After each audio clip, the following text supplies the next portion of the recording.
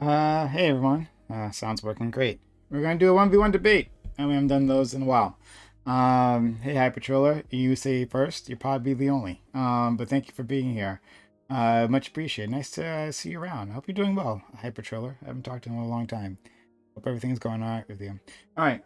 Let's just jump right in. Really not much of a preamble necessary.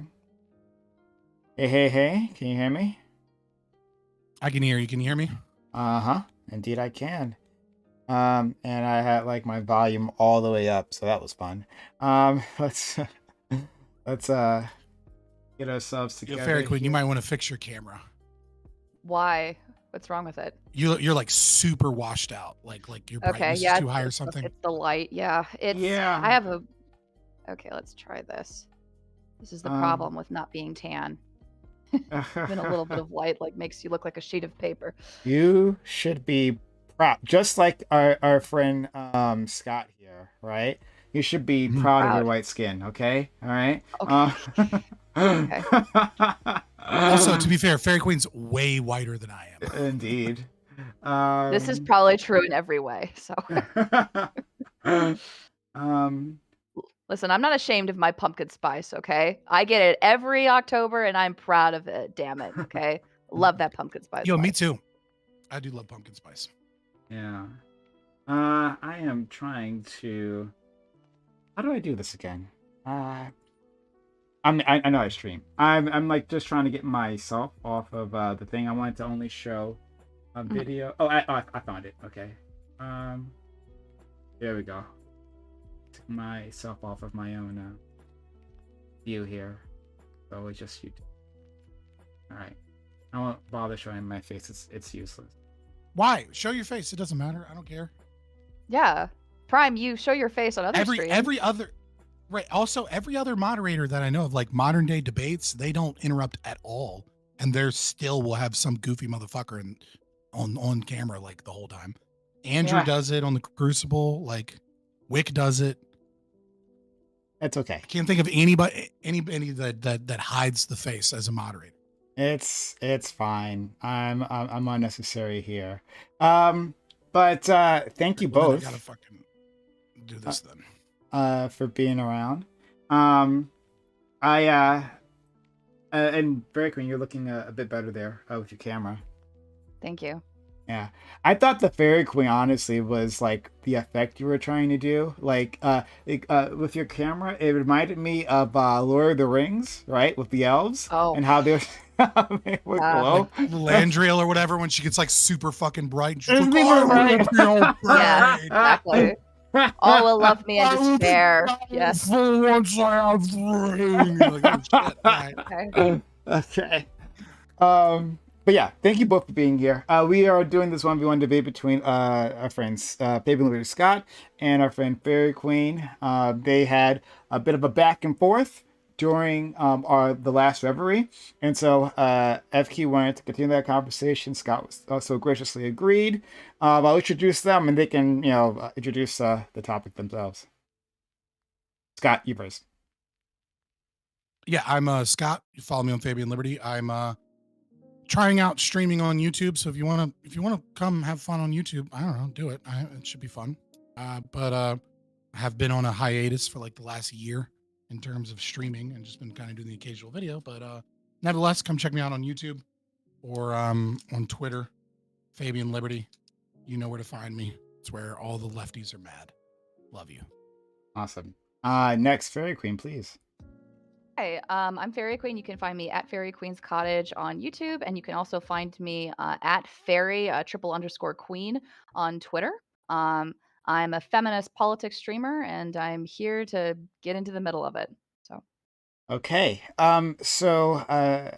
Fairy Queen, you wanted to have this conversation, so I'll let you go first. yeah, Introduce your perspective, and just so the audience knows, so we're gonna do this for like a 2 minute timers on talks, and if the other person agrees, then like that participant can extend their time by 90 seconds. We'll see how the conversation goes, and maybe if it's just flowing really well, then we'll dispense with the rules, but we'll start with 2 minute timers. So please, Fairy Queen. hmm so I'm I'm playing with this idea, and I proposed a hypothetical in our last streaming debate. And it's not really a hypothetical; it's more of a thought experiment. So the what I basically proposed was, if you have a natural right to property, if you own your body and you own all facets of your body, and then you choose to have sex with someone else, and then you become pregnant, why logically would the child not be your property? And I think, like, from if we're looking from a purely natural rights perspective, we put the morality on the shelf, we put pragmatism on the shelf, we put any feelings we might have about considering our children to be our slaves on the shelf for a minute. I think it logically, unfortunately, from a libertarian natural rights perspective, and Scott disagrees with me, which is kind of why I want to get into this. I think it has to follow, because in any other situation, if you had a pile of resources and then you went to another person who brought you their resources, and then you both combined your resources to create something, you would say that this is your property. Now, and the reason why I think this is why I wanted to have this conversation. This isn't a gotcha. Oh, if you're a libertarian, you believe something ridiculous, right? That's often like how conversations about libertarianism go. So, for instance, the classic, "Do I have the right to have nukes in my backyard?" Right? What would we do without public schools? What would we do without social services? How are we going to pay for roads? That's not the reason why I'm bringing up the child slavery like thought experiment. It's not to say this is the consequence of this if you accept this. What I'm saying is, I think that this fundamentally defeats one of the major arguments that are often made in defense of libertarianism, which is that it is a defense of individual rights in the face of in the face of the collective. That if you are a libertarian, and the reason like why you get to have your set of individual rights and why they're separate from the state is because you have a natural right to this stuff. But I think in a really weird way, when you follow this to its logical conclusion, I think in a really weird way, libertarianism, like hardcore libertarianism, becomes a really weird form of socialism, where in fact, not only is there collective ownership, but you in fact do not own yourself, and you are collectively owned, and like what you Okay. are allowed or not allowed to do is decided by the state anyway. And we can get more into it later. That's probably too much, but No, you're fine. Please, it's taking me a while to find my stopwatch program, so you might have gotten like a little more time. sorry. But Yeah, no, It's fine. yeah, you can give him an extra minute or however long I went on for. So I apologize. I uh, wasn't watching the clock. go ahead, Scott. Yeah. So when you wanted to have this conversation, I was, at first I was like, oh, okay, all right, whatever. I mull it over and I'm like, this is a great opportunity to teach libertarianism and what it actually is, because I actually appreciate that you're engaging with the ideas and that you're trying to understand them, and so I don't actually begrudge you for not understanding libertarianism. Like, I'll say that first, like, up front. You don't understand what you're saying, and that's okay, because you haven't read 7,000 pages, right? I'm not going to be like the Marxist, that says, oh, well, that wasn't true Marxism, and then just go read all these books and you'll get it one day. I'm not going to be that. Like, we'll have this conversation. I appreciate it. So I really love the concept of really starting with property rights. And I know that I love that because I once held the view that you hold, right? Which is that when I was a burgeoning neophyte libertarian, I was under the conception that we own ourselves. It's a common thing said within libertarian circles. And I held on to this belief for so long, even kind of in the back of my mind without really challenging it, until I spoke with Stefan Kinsella, right? About the formulation of property rights, the proper explanation for how those are created. And I realized that this was actually a holdover from John Locke, right?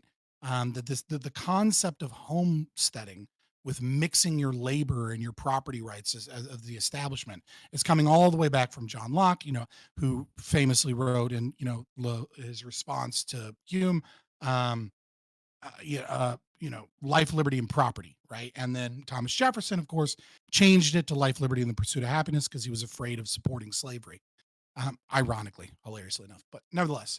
And so the real answer, when you really go deep into the theory and you try and understand these things, is that property rights are a heuristic that many libertarians that don't understand the philosophy deeply utilize. And so if you're going to go that deep and attack it, what you'll find is that you're right, that there is a contradiction in what you're saying. The problem is that the contradiction is one of your creation or one of misunderstanding, not necessarily the actual theory. I So gave you the 30 actual seconds theory, extra. Do you want to Can extend? I'll can you finish Yeah. it in one sentence. Yeah. The theory is very simple. You don't own yourself. That is not actually a maxim.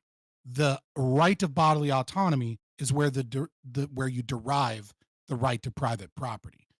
And if that's the key problem here, is that you're postulating that you own yourself, and then you're finding the contradiction from that. And I agree. You don't own yourself. That's not the proper way to look at it.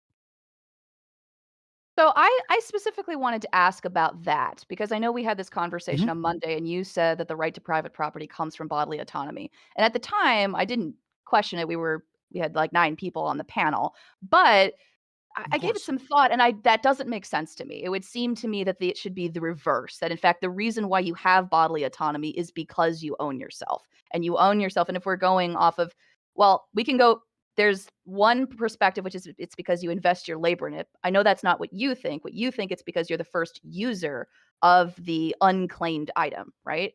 But then how would Mhm. that not apply to yourself if you are, I mean, I'm saying, and like for the sake of the discussion, that I don't know if you are the first user of your body, but let's just say for the sake of the discussion, you are, right? So, Mhm. how would that not therefore? Why does bodily autonomy Well, come before private property? who is the first user? I mean, we can get into that. I think Right, so. I right, don't. right. So I mean, like, just if we just think about it for a second, right? Like, who is the first user is a person, right? So when you say it only makes sense to me that the right to private property gives you the right to self ownership, right? Or it gives you the right to bodily autonomy via self ownership, it becomes circular, right? Which I think you would agree with because you're not a libertarian. You're attempting to do an internal critique, right? And I respect that. But it would be circular. It would be circular to say I have rights because I own myself, Mhm, and I own myself because I have rights, right? It becomes mhm. a circular argument. So it's actually the first user principle is that I have bodily autonomy, and bodily autonomy is cornered via argumentation ethics and the non-aggression principle. And then that bodily autonomy then gives us private property. But I'll let you continue. Okay. Seemed like you were on So something, but I wanted to like, yeah, kind no, of I felt for that was sure. important. So basically, like what you're saying is it's a circular. Like I have. Okay, I understand that aspect of it, but even if that's the case, Mhm. I still think there seems to be a bit of a okay, so bodily autonomy, the non-aggression principle. So let's talk specifically about the first user. Like I- it seems intuitive. I don't know that it necessarily follows. So for instance, like do Mhm. I not so I thought about this in the car as I was driving today, right? So if I pick up an orange and I eat the Mhm. orange, right? I'm not consciously digesting the orange, right? I'm not thinking about digesting. I'm not thinking about my stomach or anything within me, but I'm still nonetheless using it, right? The fact that I'm Mhm. consciously aware of whether or not I'm eating the orange and digesting it has nothing to do with whether or not I am using the orange, right?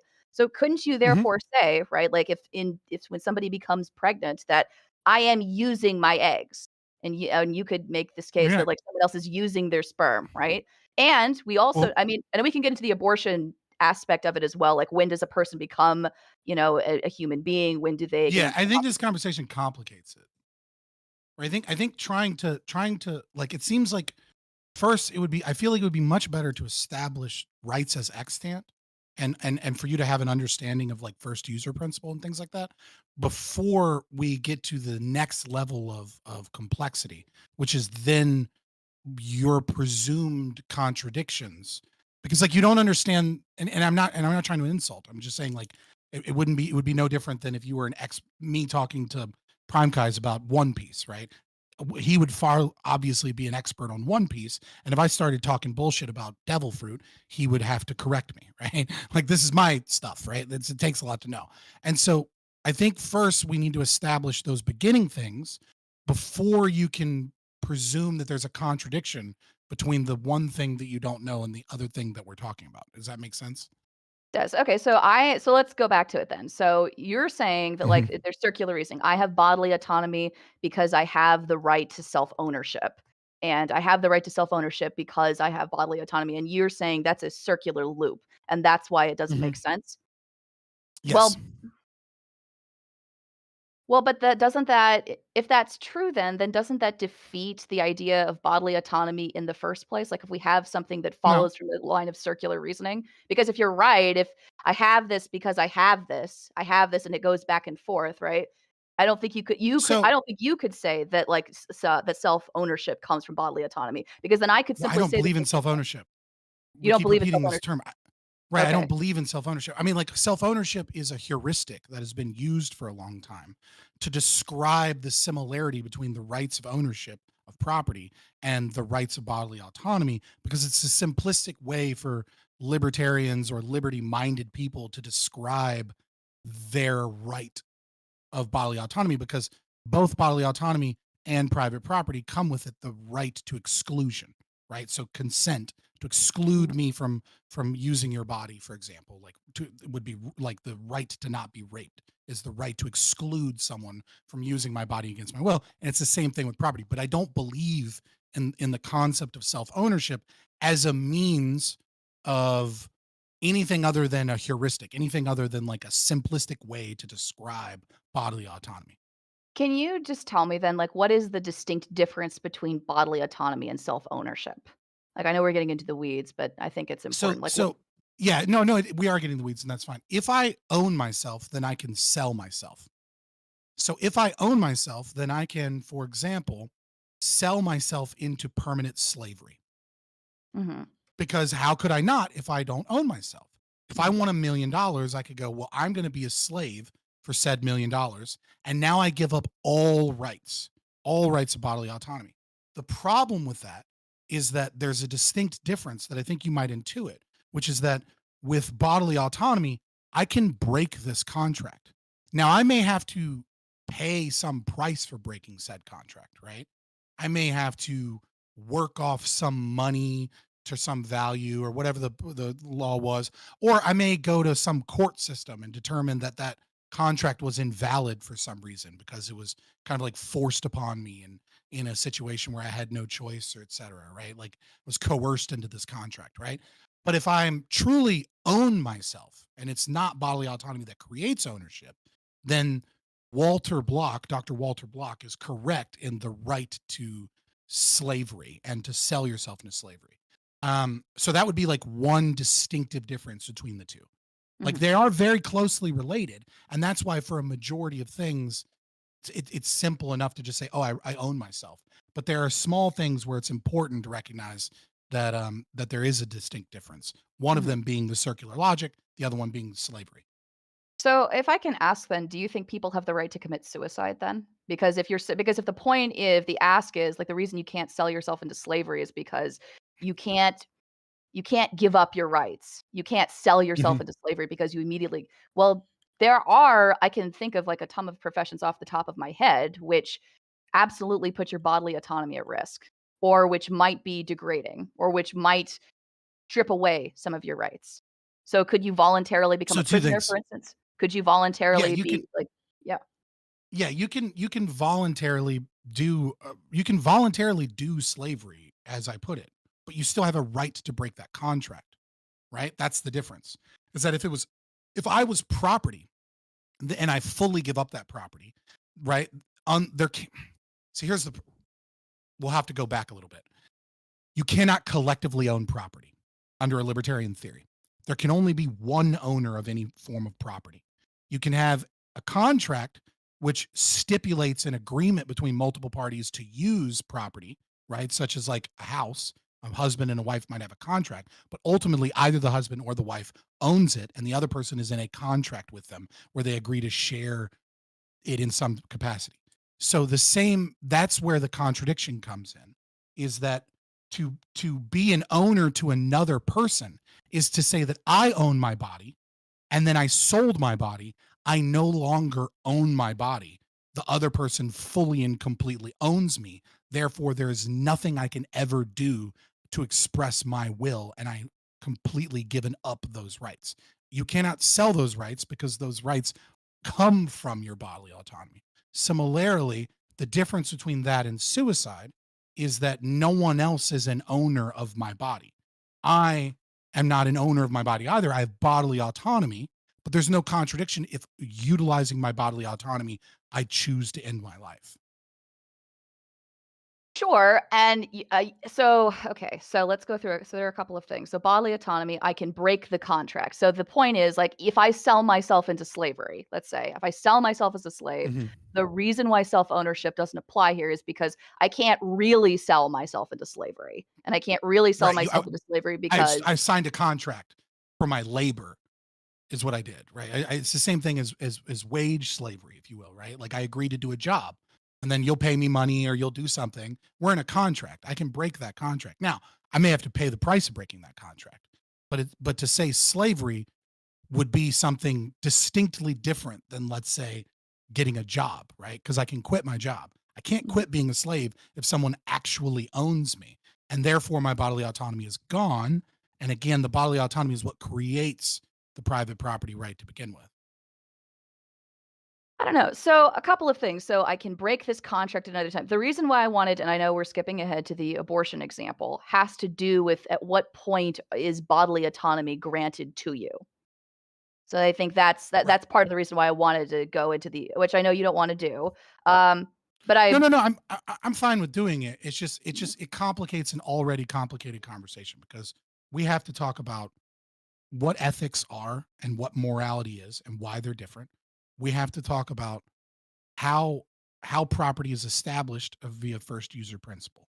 We have to talk about conflict and why ethical systems must be conflict reducing, right? And then we have to talk about contradictions, formal logic, and axioms. All of these things are things we have yet to discuss so that we can understand where this theory is coming from. And you're adding another layer of complexity. We can do that. And if you're up Mhm. to that challenge, hell yeah, let's do it. I'm just saying if you keep being like that doesn't make sense, probably because there's a bunch of other shit that undergirds this, you know?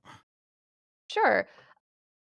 So I guess this is a question that iCal, like, I think, posed to you like a few weeks ago, which is like, on what how do Mhm. you justify your axioms? Because this is a frustration Right. that I had, like, on our previous conversation, which is, why can't a person be property? And the answer is because a person can't be property because it's a fundamental axiom, right? Which, fair enough, right? But I mean, it's literally like it's in the term. It's an axiom, right? It's a It is. foundation. Like, so how do you justify this axiom? So I wouldn't say that that's the axiom, right? The axioms that libertarians use are the non-aggression principle from a Rothbardian perspective, Mhm. right? So first and foremost, the non-aggression principle. How is that? You could say that's an axiom. I would say that argumentation ethics solved that as an axiom, and so what we are left with in terms of axioms that are actually necessary for libertarianism is number one, theory of human action, right? So this is the primary axiom for libertarianism as well as it is the primary axiom for Austrian economic theory. Or are you aware of human action? Uh, I am aware of it in the sense that I take action, but I'm sure you'll enlighten me in a So, moment. it's fairly close. It's actually fairly close, right? It's kind of self-explanatory, but I just want I so the a theory of human action, right? Great book, should read it. um, actually, maybe not. It's difficult, but human action is essentially this: man acts in their own rational self-interest, always and forever. Now, man can lack information. You could make the wrong choice, right? You could do dumb things, for example, because you lacked information. But what your actions are describe what it is that you desired in that moment, always. And there are positive actions and there is negative action, but even a negative action is indeed the choice to not act. And so what we're saying is that one of the primary axioms of libertarianism is that man acts intentionally and that those intentions prove what their desires at least in that moment were when they acted, and that those desires are not random, right? So this requires, for example, free will as an axiom, um, that might undergird human action, if you will. Mhm. Okay, let's see. Free will. Okay. So a couple of different things. So bodily autonomy, I can break this contract. I might have to pay a price, but that's the point, right? I can never really sell my rights. I can never really give them up. Uh, it seems to me like Well, they're not owned. Yeah. They're not owned. You can't own yourself. You can't own so you Hmm. can't own yourself. Like, might pay a price, like, a basic breaking so but you can't risk your bodily autonomy. So, can I ask you a question then? So, let's say I chop off Yeah, of my course. hand. I sell my hand off on the market, okay? Someone buys my Hmm. hand, okay? It's not my hand anymore, right? Because I've sold it to someone else. It's now their property. I've chopped Yeah, my hand off, right? yeah. You've disconnected the mind and body Mhm. and created a kind of a separate thing, which is Mhm. no longer connected to the mind and body, and then you've sold said thing. You do it with like kidneys, for example. It's probably a better example because Mhm. like that's someone might rationally sell a kidney. They're probably Right. not rationally selling their hand, right? But the Mhm. selling kidney because you have two of them, for some money is perfectly. I don't know that it's always reasonable, but it is something that you can Mhm. do. Mhm. So then rationally, couldn't I make the case then at least that like an embryo, let's say that's before it's had brain activity. So maybe just in the first couple of weeks, sperm meets egg, okay? It doesn't have Mhm. any brain activity, right? It doesn't have it literally can't do anything, right? There is no use, right? It's not a user at Mhm. that point. So do you think it would be ethical for someone to sell their non-brain developed embryo? Do you think that would be something that could legally be acceptable? No, I don't think it's Why? legally acceptable. Because I would say that bodily autonomy as a right is granted from the moment that it is a unique, distinct human. Now, where that comes from, you could say, well, it, it's not so much that I desperately, deeply believe that an embryo has these rights. It's that I've never heard a good argument against it because I've heard the consciousness argument, and it's like, okay, problem with the consciousness argument is that it Mhm. falls apart once we start talking about toddlers, right? So toddlers don't have rights, people in comas don't have rights, mentally ill people don't have rights. So like it's not so much that I think that like I don't have any, my default position has to be that it comes from inception when it becomes unique as a Bayesian inference because we give those rights to the category of human beings, I think, based off of some level of potentiality. We recognize that even mentally challenged people may one day be cured. We recognize that even people in a coma may one day get up from their coma. And we recognize that they're distinct individual humans and that the heuristic and all of the things, all of the beliefs that we have are based off of these individual rights as individual people. And so, like, yeah, there might be a better argument for 8 weeks. I've never heard it. So that's where I draw my line. It's less strong than some of the other beliefs that I have. I will give you that. So it's about the potential for it. And it's the potential for it to be a conscious living being, or is it the potential for it to be I'm gonna be revert back to consciousness. That's what it's based off of? Ye- So, so, Not off so of because adulthood, I mind. believe, so because I believe in argumentation ethics, right, as the grounds by which we bring about the non-aggression principle, then it comes from the capacity for argumentation. So it's not so much consciousness because consciousness is felt in many, many, many forms, right?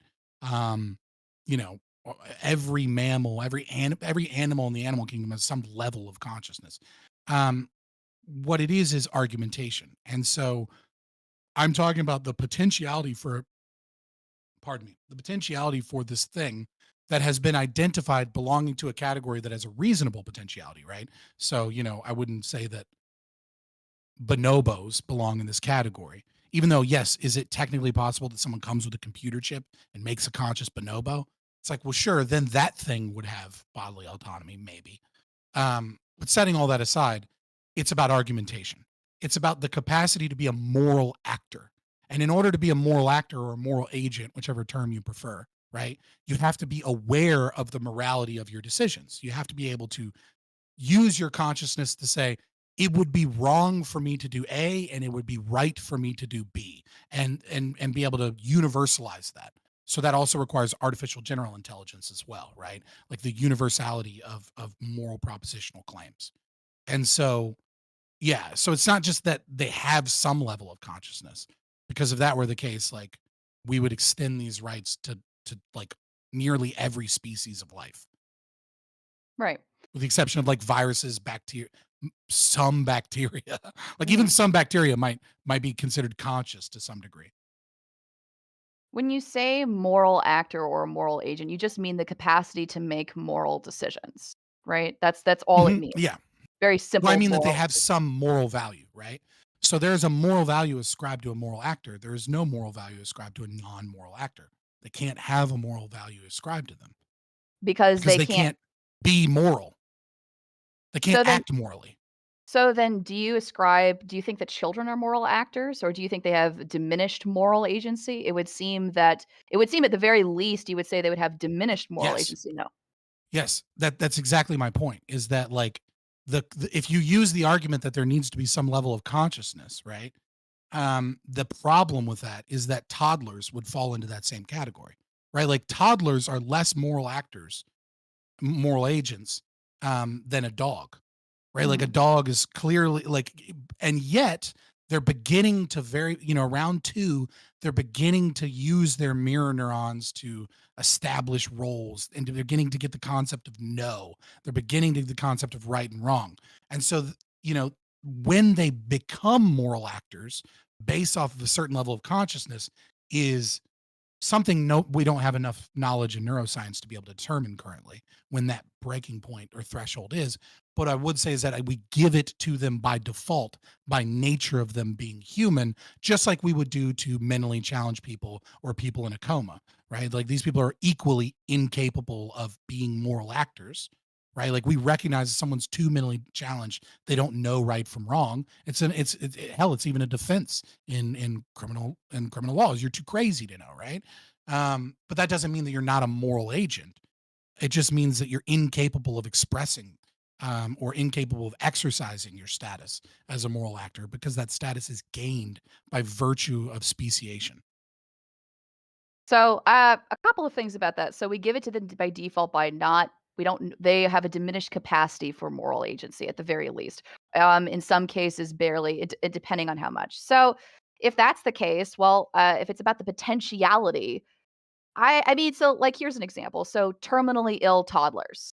And we know for a fact that Mhm. this toddler is going to die. There's no question. This is different from the coma Well, example because we know that you they can never have know the. that, Suppose that I grant you the ability that you do know it, though. Suppose that you know but for certain that what happens if you grant me the ability to know exactly what the future is requires that you take out free will. If you can know exactly what the future is, then free will no longer exists and the world is deterministic, I because the understand, but for future the sa must be.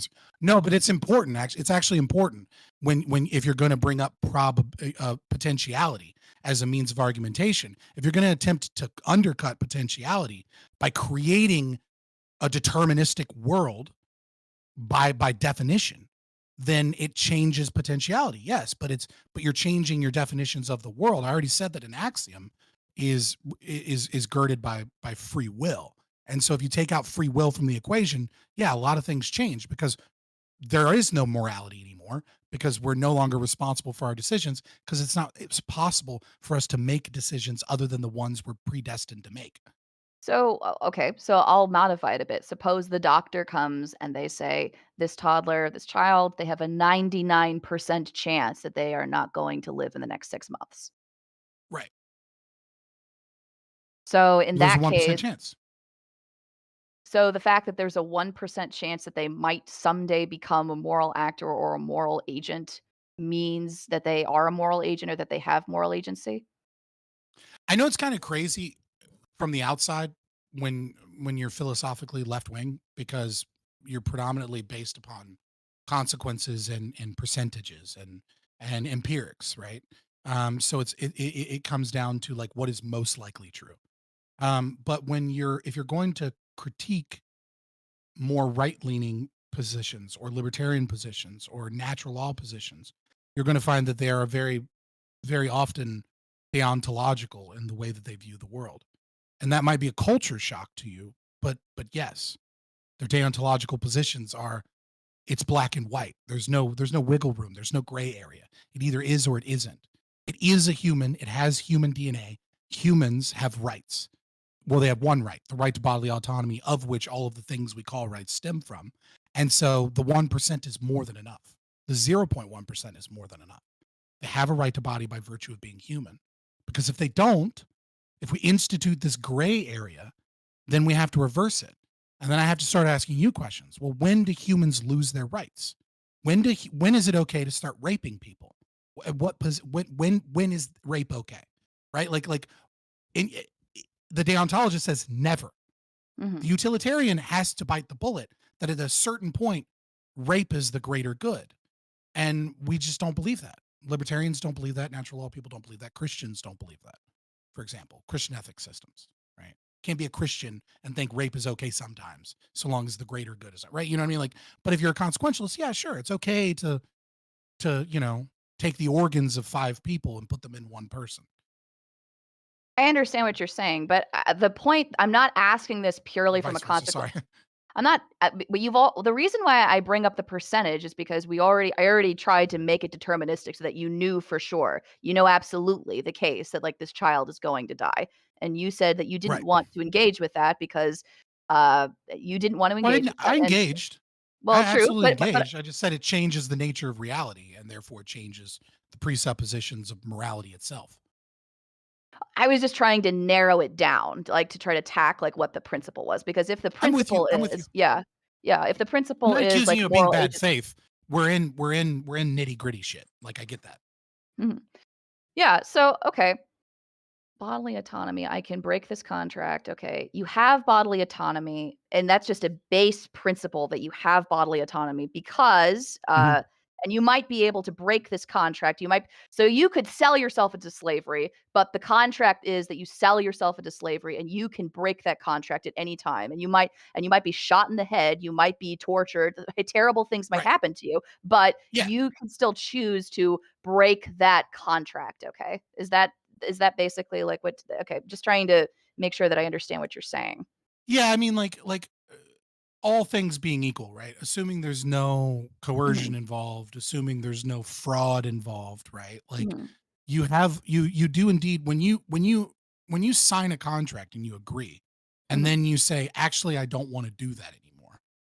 Obviously, that's a bad thing. And so there's some form of clause written into mhm, a contract of like, well, what do you do when you no longer want to hold up your end into the bargain? In some instances, that's going to be, well, nothing, right? Like, mhm, like if you don't have a clause, then there's no real crime here other than potential restitution for what it took to replace you or to fix the problem you caused. It would depend upon the common law that is developed in your area more so than anything, right? So that's when it gets into the pragmatics of what your society set apart. okay. So yeah.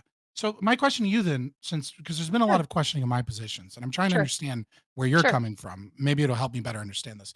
So like, do you believe in a right of bodily autonomy? Yes or no? Ah, I'm gonna give you the very unsatisfying answer, which is that I don't know. I'm trying to discern.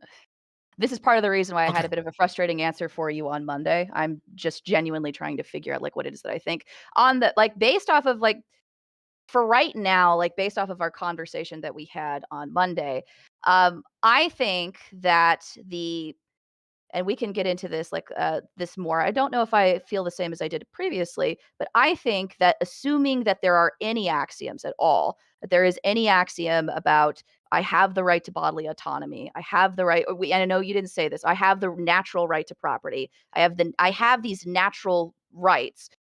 It sounds to me like a theological claim. I don't mean that like just that like it's Mhm. specifically from Christian ethics or from any So particular brand, but it sounds to me like you want it to exist because you want it to exist, because it would be nice for it to exist, which seems to me to fly in the face of like I'm sorry, many libertarian conversations that I've had before with you and with Lactoid. It's because the point of it, as you've stated before, is that this is supposed to be about principles first and pragmatism second, right? It doesn't matter okay. if you don't like it if I have nukes in my backyard. I have the right Hold to on. have those Let's nukes, right? let's let's pick this apart a little bit. Okay. So in order for us to converse, we have to have axioms. Otherwise, language doesn't make sense. There are axioms that we hold true no matter what. Okay. So in English, right, those axioms would undoubtedly be Aristotelian formal logic. Do you agree or disagree? Do I agree that the axiom upon which we are able to have a conversation is founded on Aristotelian formal logic? I'm gonna have to say no Yes. because I don't know what you mean when you say that. Like, I don't understand So what you're saying. the three main laws of logic, right? So this would be number one, the law of identity. Okay. So the law of identity is, um, I've done this multiple times, right? Because this is the most simple one, and I think it's probably the one that where we get the other two, which is this pen is this pen, right? This pen exists in the material world, right? And um, this pen exists not in a different world, right? That it exists in reality, and that we have the capacity via reason, via our sensory organs, whatever, to identify this as this pen and to be able to separate it in some capacity between this pen, right? That this is a white pen, this is a black pen. So we know that these are two separate identities and that there may share commonalities with, let's say, this pen, right? They share a lot of commonalities because they're manufactured as some part of the same product. And yet, this pen is not this pen, right? Hmm. So you agree So to you're, that, so, right? so you're basically what you're saying is that there is an essence to pen A that pen B does not possess, even if it's made of the same Right. materials, even if it has the Yeah. same ink. So to put it in to formalize it, A equals A. That is one of the things that we agree to is that A equals A. Okay. Okay. So I'm with you, but that seems to be an observation Is about that material. religious? No, it's not religious, but the axiom that you're talking about seems to be an empirical observation about the world. It would be like me walking outside and saying, "This is a pine tree." All right, this rock is cold. It is because I can sense it and because I can see it and observe it out in the world and I can prove it to you, right? Right. But that's But not a you agree. moral axiom. That's just a state. That's a But fact about the world. that's an okay. I agree. I love that you are affirming that one of the axioms of which we have English language and that we're able to communicate are the laws of logic. If someone claims that A equals not A, right, which would be the law of non-contradiction, that A cannot equal not A, or that right, or that P cannot equal Q, for example, so that contradictions by their very nature are not true. This is another one. And then the last one is the law of excluded middle. And the law of excluded middle is that for every proposition, for every claim, for every argument, there is a negation to the true, right? So if A doesn't, if X, you know, uh, if something is true, then there is a falsity to the true thing. There's a statement that would be false if there is a true, and vice versa. If this is false, this statement is false. Somewhere out there is a statement that is true. It's a little bit more complicated than that law of exclusion, but I don't want to. I don't. I don't want this to become a course on fucking formal logic, right? Um, these are axioms that we hold true, that we must hold true in order to have a conversation at all, right? Like in order to speak, we have to assume that the other person isn't saying things, that they're not saying A equals not A, that they're not saying things that are gobbledygook. This form of logic allows a sentence structure to be able to describe reality. These are axioms that we hold. Mhm, And so you wouldn't say that those are religious. You would say, well, those are derived from observation. mhm. The problem with that is that to say that they're derived purely from observation um, would in many ways be I would have to break it apart to see what do you mean when you say that. Do you mean that they are derived from the rational mind, or do you mean that they are derived from oh my god, why can I not think empiricism? Sorry. I'm basing it off of empiricism. I'm saying that, like, the reason, like, why you could Mhm. show me that A does not equal A, that A equals A, is because you can empirically prove to me that A equals A. It's literally I mean, there's a reason you're using the pen How do analogy. you how do you ground empiricism? How do I ground it? I Mhm. ground it because I use empirical facts and data to map onto the natural. That's the only way I Circular. can interact with It's the circular. You just gave me a circular grounding. You said I ground empiricism via empiricism. Oh, How do I you see. ground empiricism? So are you asking, like, why I rely on empirical, like, proofs as opposed to No, I'm rational saying proofs? right.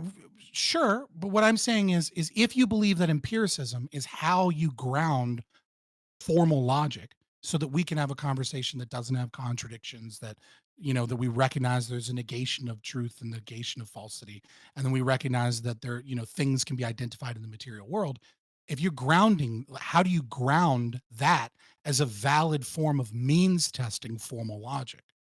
Oh, I see. So I would say that so there are two different ways that you could go about. Like, so if I'm trying to verify if this pen really exists in the mirror in the empirical in the material world, if I want to show, in fact, the contradictions by their, if I want to go through and test whether or not each of these principles that you've laid down to me are actually true, I would want to see evidence. I would want to test it. I would want to see if that actually plays out and if it holds in the real world or if there are any exceptions to it. So I would look for empirical examples to try to back it up because I think But that if you it's not cling grounding it.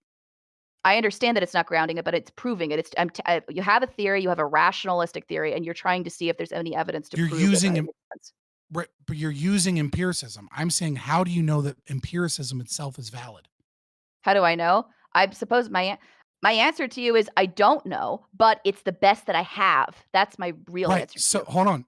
You accused me earlier of saying that there was like some of these beliefs that you have that I have are Mhm. seem spiritual. They seem religious. They seem like they're taken on faith because they're axioms that ground things. And when I give you just a little teeny bit of pushback, what I find is that you believe in empiricism Mhm. more than you believe in Aristotelian formal logic.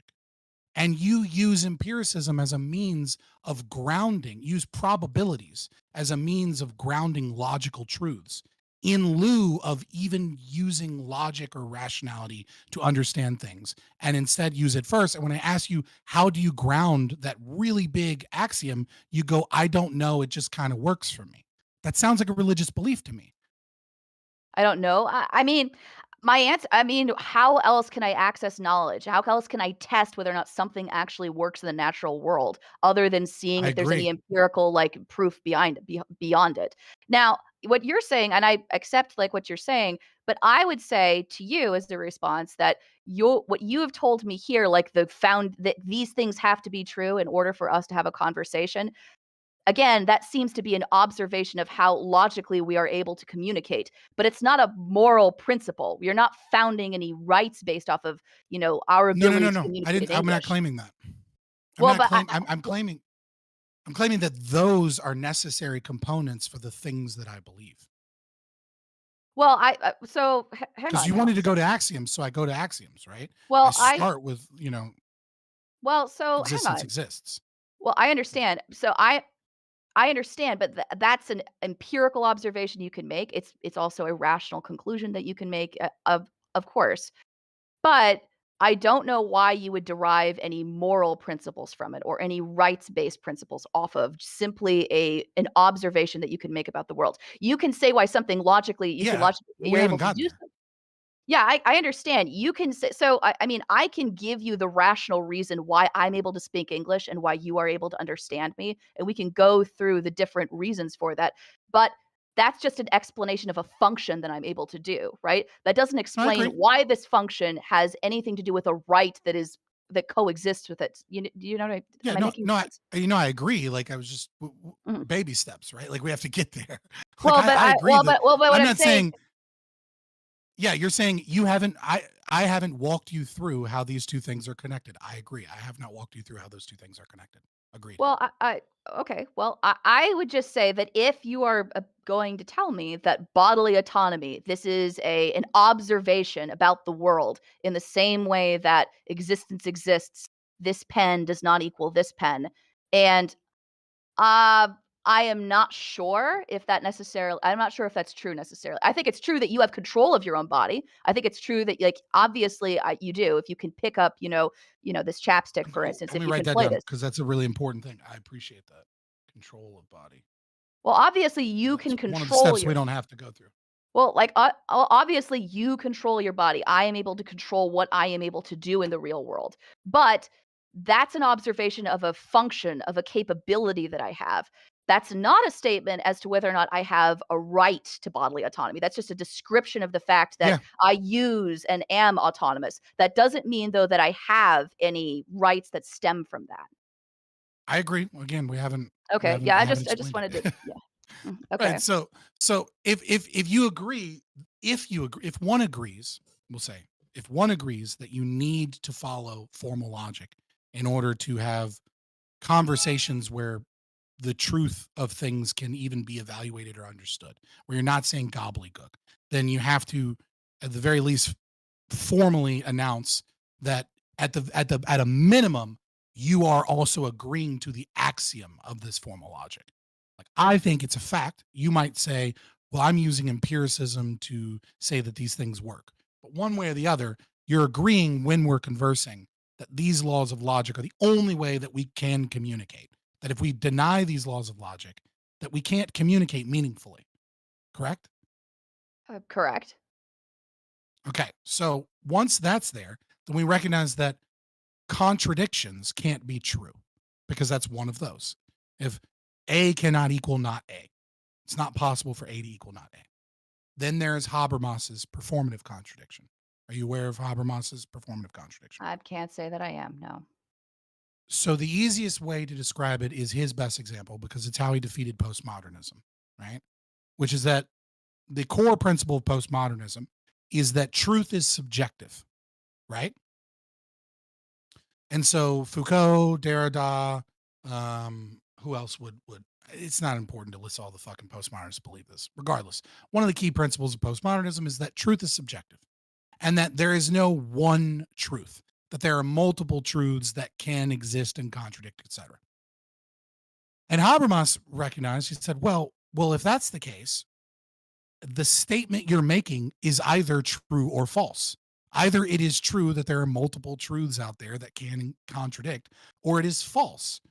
And you believe this to be true. Thus, you are saying that this is an objective truth about reality. So either there's a contradiction because the action, the statement that you're making is making the argument of P, and then the other statement is making the argument of not P, right? So one premise and not the other premise, P and not P. And so he's saying this is a performative contradiction because either it is true and there's a contradiction, so it can't be, or what you're saying you don't actually believe. You say that you believe it, but the words are a performance, like a court jester telling a joke. They're not meant to be taken as a serious argument. They're gobbledygook, meant to create laughter or entertain in some means. So this is a performative contradiction. Go ahead. So as far as I want to pause right there because I don't know if that is entirely true. So I would agree with you that when you're reading a lot of postmodern texts such as Derrida or Butler or Foucault or Jean or any of these people, that it is true. Butler's a little different, but yeah. Right. So my understanding of at least Butler's take is that it's not that, it's not that we're all courtroom jesters performing language. It's that it's the performance that makes it real. Just as like when you go, so this is an example for those of you who don't know in like the book, like when you go, like when a bride and a groom is married, what makes them the bride and groom? It is the performance of it's a quote unquote performance. It's not really the right way to say it, but it's because of the fact that they walk into the church, they sign the document, and the priest pronounces them, and now I pronounce you man and wife. It is that this is a separate thing. Well, I think you're confusing Habermas saying performative contradiction before. I think it's before Butler, most of Butler's writings, anyways. But Habermas is. Yeah, it's different. Like what he's saying, he's not saying that performance. Like what you're describing is the Thomas principle. Like it doesn't need to exist in material reality, but we all give it credence by pretending it exists or pretending it's real, and therefore it becomes real because its actions are real. It's the consequences of the performance of something that is abstract into reality and the means by which people internalize that performance and act out based upon the assumption of truth or validity of said performance create real consequences in the world. That's not what he's attacking. Okay, well, I understand, and it's not that I disagree with the principle that you've just stated. It's just that some of like when we were referring to postmodernists, I've just caught on like the edge of when you said performance, and I wanted to just to clarify that point because I think different things. Yeah, he's saying performative contradiction because it is a performance because it can't be a true statement, so it must be something other than true, which is to say you're doing an act that isn't true. Well, so I don't agree with this person, but like this was something that was actually critiqued in Jean Brickman and Alan Sokals. They wrote a book together. I think it was what was it? It was called Pseudo Intellectuals. It was published in France. Basically, like what it says, as I understand it, many people who are, as you put it, like who are postmodern, like who are postmodern authors, who are postmodern thinkers, what many of them will say is that you as a person, like the way that you access truth is through your ability to talk to somebody else. It is through the principles of language, it's through the education that you have. And so everything that you know about the world comes through this prism. And because it's affected by this prism, and I don't know that I agree with this, but what they would say is that therefore It's you way cannot more have true for French. well, but you can't they would say that therefore you as a person cannot truly have access to whatever the objective truth is because however it is that you choose to enact it and choose to engage with it, you're necessarily going to have to go through a subjective veil in order to access it. So, If you don't like my characterization of saying he defeated the postmodernists because there are elements of postmodernism that you believe have given some should or ought to be given some credence in the movement of things, like especially like maybe let's say its influence on Karl Popper or something. Right, mhm. that's fine. That's not the important part here.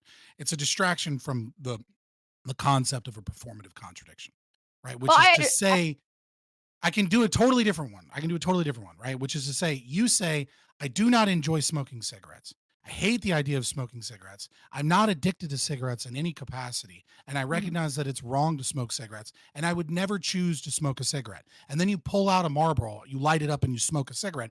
That's a performative contradiction. Your actions and shown through your beliefs, I can believe one thing and you're doing something that proves that the other thing that you said must be false. No, I understand that. I just wanted to give some context to some of these thinkers, just to clarify, because I agree with it. And it's not that I agree with especially Lucy or Gary, like with many of what these authors have claimed, especially in regards to the rhetoric, like especially like rhetoricians of science. I'm especially critical of that, but I do think it's important to clarify precisely what it is that they're saying. And as I understand what they're saying is you can't have access to what you're really looking at because you're going through the subjective lens. That's what they're saying. I don't know if that's really true or not, but that's the claim. Look. If you want to have a conversation about postmodernism, I have a lot of disagreements. I don't know. I think often their positions were hyperbolic, way too far, and just incorrect. But they were touching on some element of truth, right? Foucault specifically in starting this, especially when talking about the French language, because I mean, if you look at the limitations of the French language, they are. If in English, if we don't have a word for something, we'll just make up a fucking word for it, right? Like, so it Mhm, doesn't really apply to English. It kind of applies to French because they're very married to their language. And mhm, so, it's almost taken an American influence to start forcing the French to create new words, right? Computadora or something, or you know what I mean? Like mhm, it's like, okay, we'll fucking take your word for this new thing. And they'll do it with nouns, but even then they won't do it with concepts and ideas. Whereas we have Shakespeare, right? And the dude invented like 18,000 words because he was like, there's not a word for this. Fuck it. I'll make a new word. It's eyeball. I don't like fucking the orb that is contained within the ocular cavity. It's too wordy. It doesn't get to it. We all know what an eyeball is. Eyeball, right? Like we just like English is a little different. We can have that conversation. The point is understanding the performative contradiction, right? So if we understand that contradictions are bad and we understand that performative contradictions hold the same space in the validity of an argument, that is when we move to um, into argumentation ethics. And argumentation ethics does not bridge the ought is gap. I used to believe that it did. I don't think that it does. There's some that believe that it does. And this was what you were bringing up earlier when you were saying just mhm, because just because I'm describing the is of reality doesn't mean that I gain this moral axiom of bodily autonomy as an ought. And I disagree slightly, which is to say that I disagree that it I agree with you that it doesn't necessarily give you a moral imperative to not violate someone else's bodily autonomy. But what it does do is that I can observe and know your bodily autonomy and know its existence. I can know that you and you alone have control over your body. And then I can know that when you make moral propositional claims, they must be universalizable. and that when you're engaged in argumentation, and you're arguing, you're respecting my bodily autonomy and you're establishing norms of conflict avoidance. And when you argue in favor of aggression, that is where the performative contradiction comes in. And so, does that give you an ought? Actually, it doesn't. It only gives you an ought Hmm. if you believe that you must be logically consistent. Hmm. If you don't believe that you must be logically consistent and that you can say gobbledygook, well then I can't I can't communicate with you. Hmm. You're an outsider to any ethical system that could exist because you cannot maintain, obey, be a part of, or argue in favor or against any form of ethics Hmm. because you're no longer logically consistent. You're a threat to me. But it doesn't necessarily mean that one cannot violate the non-aggression principle. So the right of bodily autonomy, as is described, then becomes if one wishes to be logically consistent and if one wishes to advocate for any form of ethics, then one must recognize the right of bodily autonomy. And from that comes the non aggression principle and private property rights. That is the actual argument once you go through it. Is not per se that that right is perfectly extant. It's only that that right is extant so long as you attempt to make an ethical framework that is logically consistent. Okay. Okay, so a couple of things. So again, this goes Mhm. back to the user thing that I mentioned before, right? And I think this is the part, I think maybe this is the key thing that I want to get into, the unique, distinct human, right? Uniquely, distinctly human, right? Mhm. You just mean that it has a separate body of its own, right? I know it intuitively seems obvious that like a fetus Well, or it's like a body and mind, right? mhm, Even if that mind is yet to be developed, right? mhm, Via potentiality, right? That the mhm, uniqueness there is also that it has its own mind. So I mean, like, even a clone, if a clone mhm, disagrees with its clone's forebear, right, mhm. it would still have some rights there because it has its own body and its own mind. Now, you would say, but it has the same DNA as the other clone. The DNA is really just a means of identification of the unique body and mind, the unique person that is being created. It's not per se that the DNA itself is unique. It's just this is how we identify it as a unique thing. Right, and I'm not saying that it doesn't have a unique DNA code, but what I am saying is Mhm. unique, and so the uniqueness of it is not exactly what I'm saying is if it's a distinct human, it's unique and distinct. Okay, so those are two different things. Mhm. So is it unique? So the first part of it is like for the moment it is a unique, distinct human being. Not even a human being, a human, right? So if Well, that's a the case, unique, distinct moral agent or thing that belongs to a category of species that are moral agents or actors. As of right now, the only one that we can prove are humans. But okay, like an aliens could come by, right? Like it wouldn't need to be a human. Could be an okay. alien and still have rights. Okay, so again, so I'm with you here. So the right to bodily autonomy. So if you want to be logically consistent, and if you want to have a and if you want to have a system of ethics that is logically consistent, you therefore have to respect bodily autonomy and follow the non-aggression principle. Is that basically what you said? I just want Mhm. to be very clear. Okay. Yeah. So Pretty um yeah, it's pretty close, yeah. okay, so there are a couple of things. So first of all, as to the status of an embryo being a unique, distinct agent, I don't know if that's necessarily true, and I don't think that it's true, again, for what I stated earlier, right? In order for something to Why? be why? Because it's the combination of you and another person's, genetic material, and that's different from the clone example, because the clone example that you gave is just that we just both happen to have the same DNA. That's not what I'm saying. Okay, What I'm saying is that it you use it's your not its resources. it's its own person. You're saying it's no longer unique or distinct. It's no longer its own person. How? I'm not saying it's not its own person. What I'm saying is it's It's not unique in this if it for it to be truly unique, it would have to be beamed down from Mars, okay? Would have to have no influence from anyone whatsoever in the related vicinity. It couldn't be the result I of mean, a yeah, sexual yeah, act. sure. I That's mean, what I mean. maybe distinct is probably a better word or discreet, maybe even better than unique here. I think you know what I mean by unique, but like, I yeah, d I'll take that critique. It's fine. well, what I mean by that is, so if it's the case, so I don't know that it's entirely unique. In order for it to be distinct, that simply means that it's separate, correct? That just means that it's a separate body that's separate DNA, It's a separate separate from. individual. Yeah, like the uniqueness in terms of the fact that it has a genetic code that it inherits from Mhm, both parents. That's not my argument doesn't hinge upon that in any way, right? It's just as you mentioned with the postmodernist philosophy, right? It's just the language mhm. and the Right, attempt to communicate what I mean via the language. I don't want right. to get into a semantics about unique because I'm not married to it. If you want to use distinct or discrete, that's fine. Mhm. That's not the argument. The argument isn't because of its DNA being completely original, therefore it's original. It's that it is its own body. It inhabits itself. It will develop its own consciousness. Untrammeled by tragedy, if you will. It has the potential, and it is a discrete, we'll say, Well, human being. but that's so I acknowledge, of course, that like a fetus is a separate entity from the mother. But what I'm saying, but as whether or not it's distinct or discrete, I don't even know if that's true, and I don't know that that's true because, I mean, this is why we got into the back and forth of whether or not something grows itself. You could make this I could make if I go out into my front yard, I have a seed. I plant the seed in my front yard.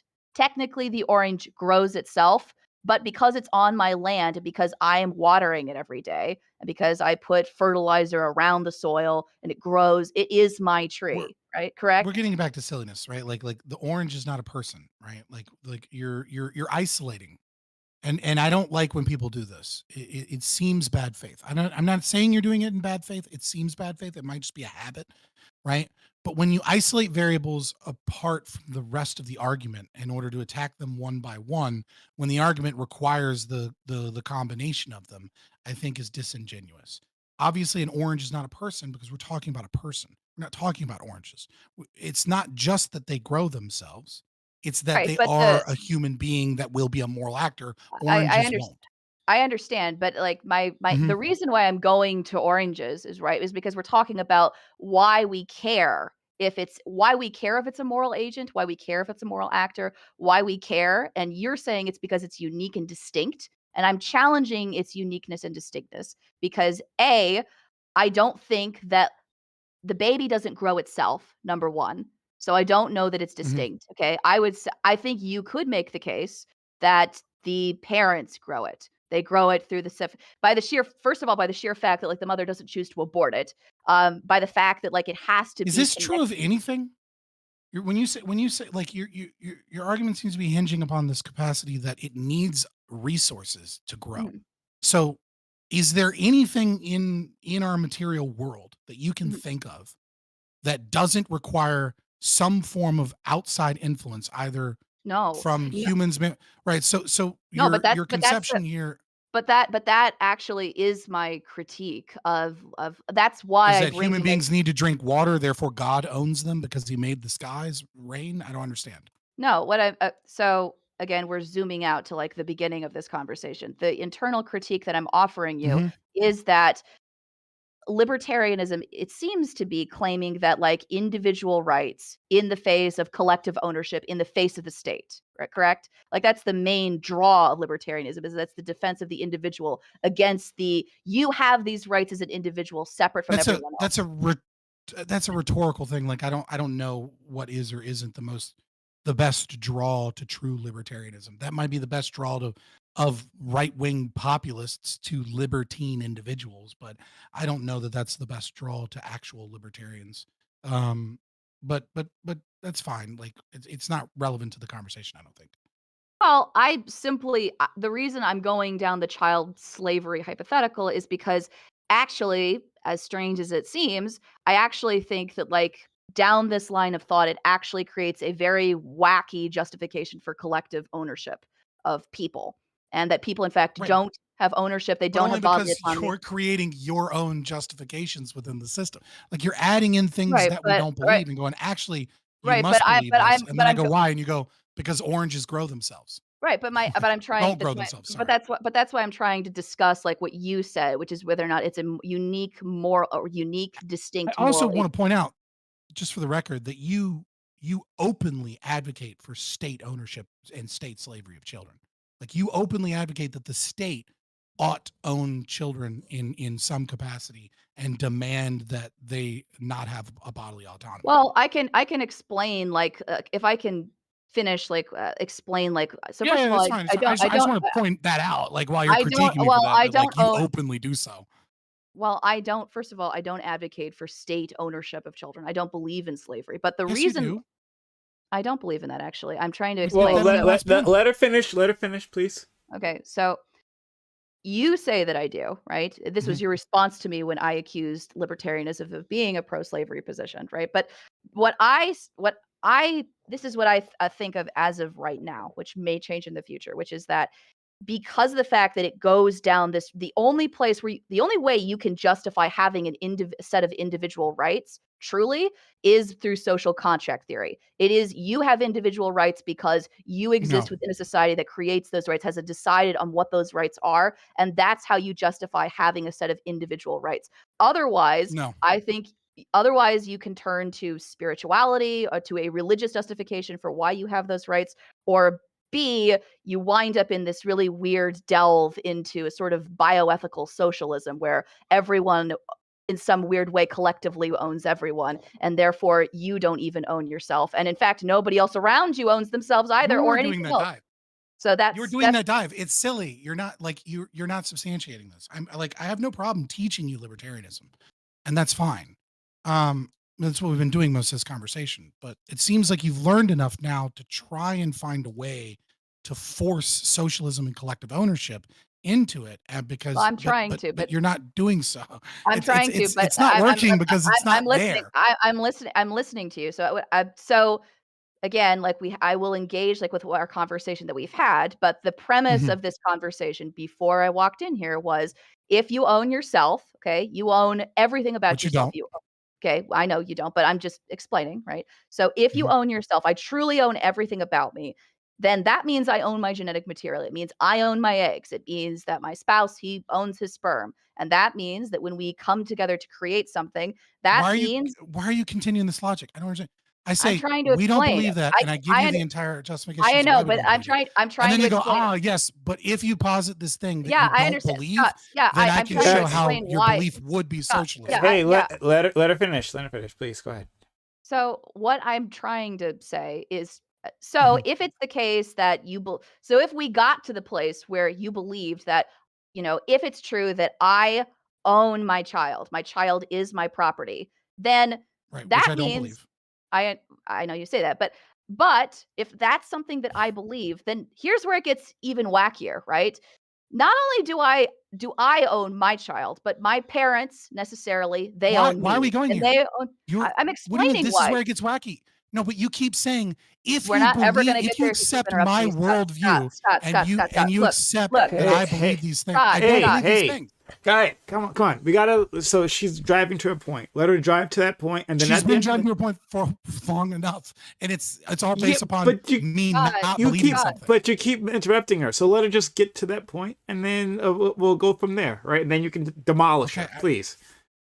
was not demolished. I just don't believe it, and I Fair understand you enough. don't believe it. everything hinges I'm upon Fair, it. trying fair to enough. I'm trying Fair enough. But let her draw it out, and then you can tell why it's wrong, please. Okay, FQ.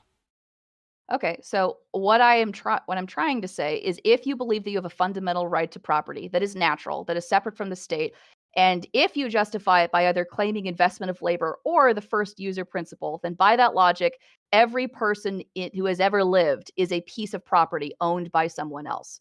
That's the natural consequence, which means that the right for you to make decisions, the right for you to do anything within the society in which you live is absurd. You don't have individual rights, and you don't have individual rights because you don't have self-ownership. Nobody around you has self-ownership, which means any decisions or rights that you have or ability for you to exist is necessarily decided collectively by the people that own you, quote unquote. That's the point. That's why I think it really weirdly winds up into a socialist territory. okay. So you changed it there at the end that if you believe in first user principle, right? Then um, all human beings are owned collectively. Problem here is again, it's you tried to borrow another argument that you're not quite getting. The problem is that the first user principle does not give second comers or late comers rights over property, which is what you're attempting to justify. What you're attempting to justify is the very thing that first user was used to attack, which you would know if you had ever actually read any of it, which you haven't, and that's okay. The entire portion of first user is to say that second users don't have rights to property. Well, Your claim is that second users do, well, if I because could, the parents would be second users. well, it's not just that. It's that it's not simply that you're a second user. It's that if you as the parent own your child, that means not only But do you you don't. own, but if you do, then that means that you own Oh everything my that God. the child owns as well, meaning that you own their genetic material too. It's not about them. Sure, that's fine. I don't agree to that. I don't agree that you own children. I've said Well, that, but I'm just like, but I've never even I'm hinted at but that. the reason why I'm going back on this is because you're saying using the second user, second person that shows up. That's not The what I'm saying. parent is the second user. The child is the first comer. The child is themselves. We were talking about their body. They're the one, they have their own body. The latecomer would be the parent trying to gain control over the body. You're saying, well, they created it. Well, no, yeah, sure, yes, they created it by combining it with this other thing, and this created this discrete new thing, and this new thing creates itself. And you're saying, well, Doesn't oranges create don't itself create though. themselves It's because also they not need just water. it's not just that it's not simply, I mean, I use the resource as an analogy. It's not just that you have a resource that you combine with somebody else's resource. It's that the resource that you are combining with is you, okay? You are combining yourself, Right. your egg And with if I someone believed else's in Locke, body. if I believed in the Lockean proviso, which I don't believe, which I explained later, right? That if that something becomes yours by virtue of the product of your labor, as opposed to the first comer principle. If I believed in that, you might have some argument there, which is why it's a bad argument, which No, is what why I'm I said saying is it's a heuristic that libertarians use. no, what And I'm you're attacking saying a no, heuristic to go what I'm against the saying is argument no, what I'm itself. saying is your egg is you. You are using your egg. You are the first user of your egg. And the fact that the fact of your first use of this egg that is yours, then consequently create something else, has nothing to do with whether or not you are the first person to use it. That's what I'm saying.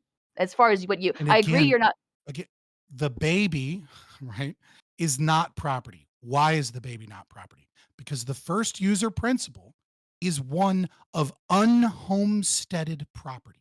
That is, I go out into the woods and no one has ever used this portion of woods ever before. It is woods that just exist via trees. No conscious being has ever laid claim to it. I then border these woods by intersubjectively communicating to all others that these are my woods and I plan to use these woods to my desire.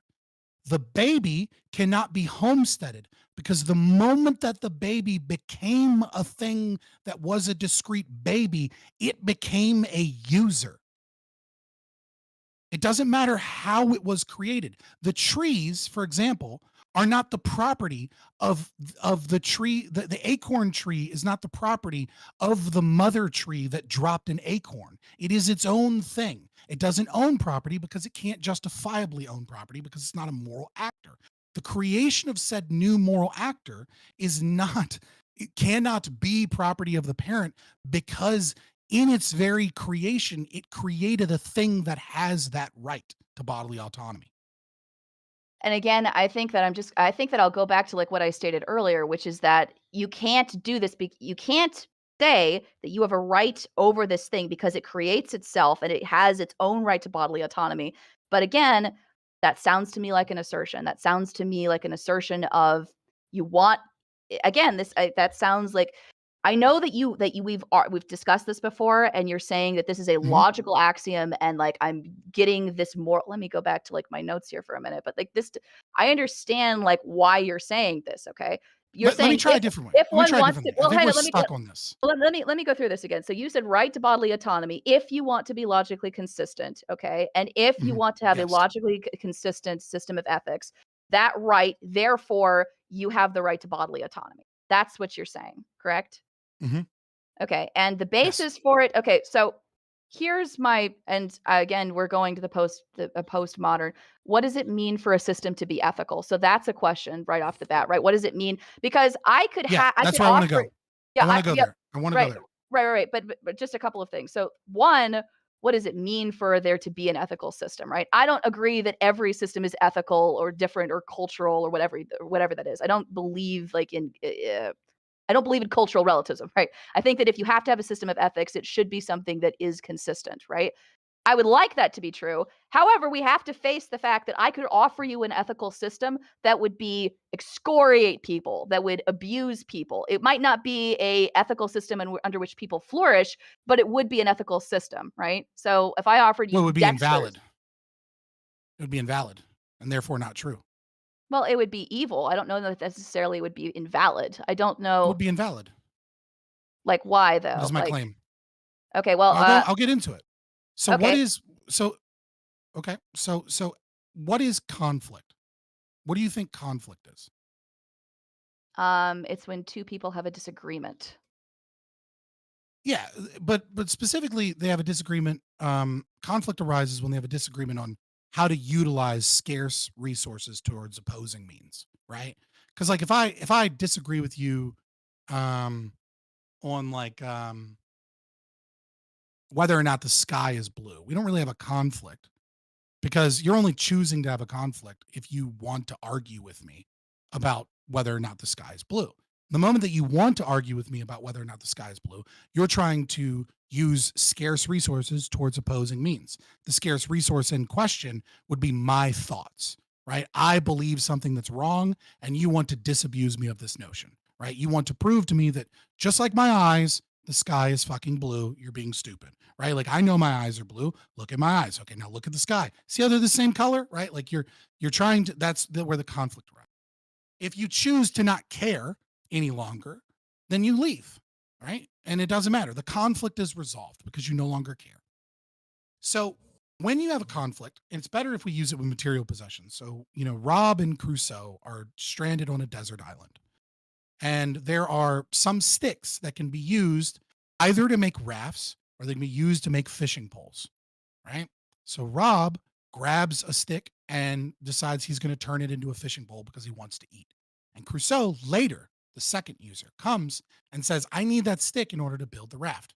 Now we have a conflict. We have two people that want to use the same stick, but they want to use it for different things.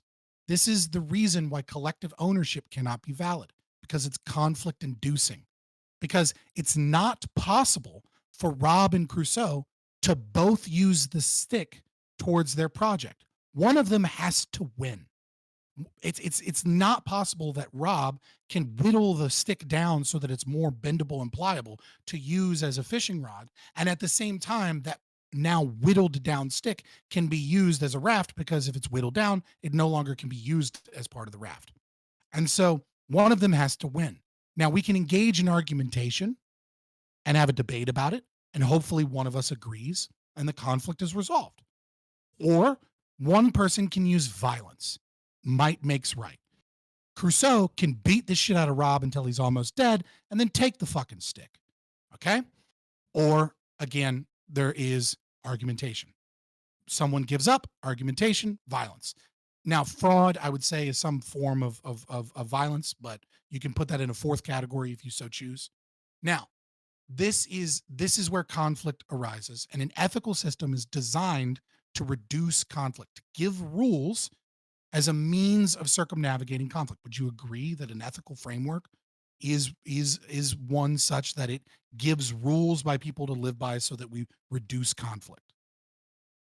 Mm, I think it seems intuitively obvious, but I'm not sure. I mean, so I'll defer back to religion and spirituality. There are like ethical systems I can think of where you have an ethical principle or you're commanded or ordered to do something that doesn't necessarily come into conflict with other people, but it has to do with keeping yourself healthy. So, for instance, you're not allowed to eat pigs, Mhm. right? So, restrictions, so dietary restrictions, for instance, that's an example. It's a religious principle, right? Now, what is that really about reducing conflict between you and between your community? I don't know that it is. I think it's more about it's more about keeping yourself healthy and purifying yourself so that you don't accidentally hurt yourself. I That's the agree. principle behind that. No, I agree that ethical frameworks can have in them rules that govern what the society believes to be right and wrong that don't pertain to conflict. over scarce resources, right? I mean, technically they kind of do in the sense that humans are scarcer, but that's neither here nor there, right? Um, I agree that they can have those other things. What I'm saying is for an ethical system to be valid, it Mhm. needs to engage with rules for conflict. And that if those Okay. conflicts are conflict inducing, right, they're designed to create conflict, then the ethical system isn't a valid ethical system. Mhm. If the ethical system is one that creates problems as opposed to solving problems in the frame of rules, it's very clearly dysfunctional and dysgenic in some capacity. So here's a question for you. So if we're Mhm. talking specifically about conflict and how to resolve conflict, so I don't disagree with you that that is the function of an ethical system, that it gives you a method by which to resolve conflict, right? To how to face conflict, how to reduce. But I don't even necessarily know does it necessarily reduce conflict? Like, aren't there ethical systems that you could adopt that in fact make you more contentious, perhaps, and more hated within a society? I again, I'm keep going and I keep borrowing from religious traditions. Like this is Well, that wouldn't be conflict inducing from the ethics, though. The ethics wouldn't be what would be conflict inducing there. What would be conflict inducing is the lack of other people adopting your ethical framework. Other people have some other opinion that they want to conflict, that they want to aggress upon you, right? That's the invalidity of their ethical framework. If your ethical system is unpopular, right, as is mine, obviously, right, right, and it's unpopular, and I get hate DMs, right? Like that's not because my system is invalid.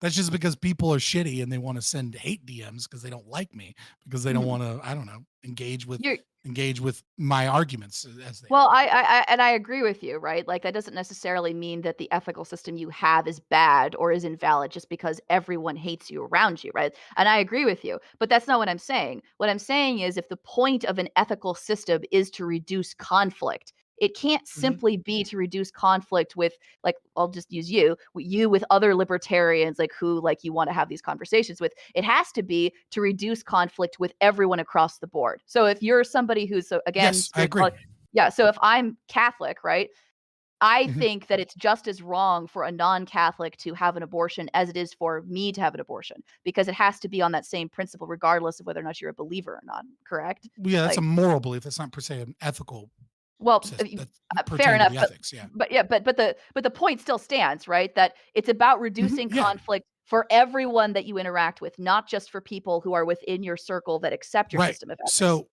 this is where you get the difference between morals and ethics, right?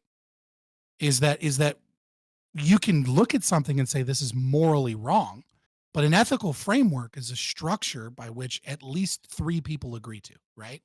So it must be three people. In order for the ethics to be valid, it must be three people. Because if it's two people, then there's no observer, right?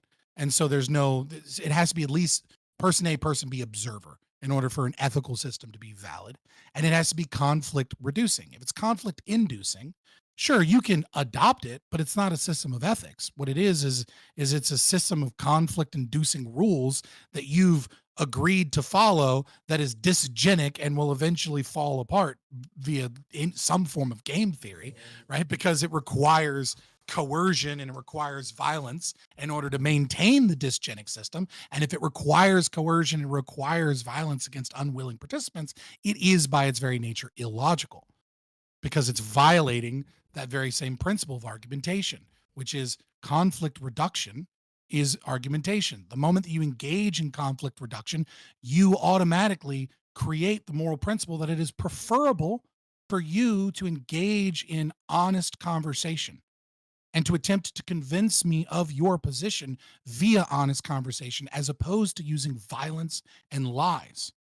And if that moral principle is universalizable, then in order for you to be logically consistent, you accept that you ought not aggress upon people, that you ought not use people's bodily autonomy and try and force them to agree to things that you want to agree, so long as they're not Mhm. also doing the same thing to you.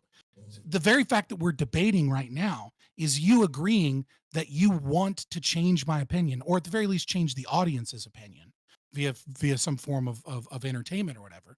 Um, unless you're lying about that, right? Which I don't think you are. Like I assume you're being honest that there's not fraud here. and you're agreeing that you don't want to use violence, because if you and me get into a fight, I'm not trying to be a dick and I got problems, but I'm a 6'5" dude. It's probably not going to work out unless you bring a gun, right? Like it's gonna, like, we don't want to fight this out. But see, so I'll respond to that. So there's a third possibility though, which is that I'm not trying to necessarily convince the audience. And I don't know necessarily if I'm trying to convince you. It might simply be that I'm trying to explore an idea to see what I think about it, to try to see like what my own internal like worldview Okay. is, So which the is another conflict there, right? The conflict is you want to learn, and in the process of wanting to learn, you choose argumentation as a means of learning to resolve said conflict, as opposed to fraud, other forms of violence, or just giving up. The principle is the same. Even if you're not necessarily trying to convince me, you're still recognizing my autonomy by engaging with that. Now, yes, if you genuinely believe that no one is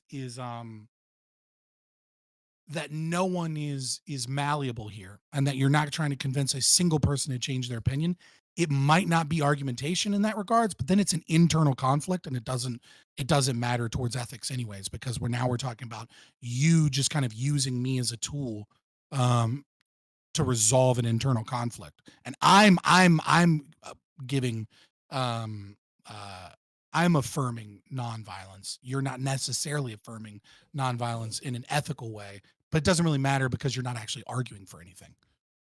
You would I'm argue for things throughout this debate anyways, and you have. So you know what I mean? So kind of just is. Well, I just wonder, so, like, when we ask, like, what a conflict is, like, you're saying that, like, it's how to utilize scarce resources over opposing views, and specifically, I wanna, like, hone in on Opposing what means, but yeah. opposing means, okay, so opposing means, not opposing views, okay? So, Yeah. Because I you I want to use the same thing to do different things, and that's impossible. Mhm. Well, so there are a couple of things. So number one, so conflict doesn't necessarily have to be over resources. And getting into a fight with someone Can might you not name one? necessarily. Okay, you're in a bar, you're drunk, and you get into a fight about whether Donald Trump, I don't know, whether Donald Trump should be elected to be the next president. Okay. Now, and Yeah, you, that's a scarce resource. but is it though? I don't know that it is A because, scarce resource is the opinion the other person is holding. Like, they can only hold one opinion in their mind. You demand that that opinion change to what it is that you want.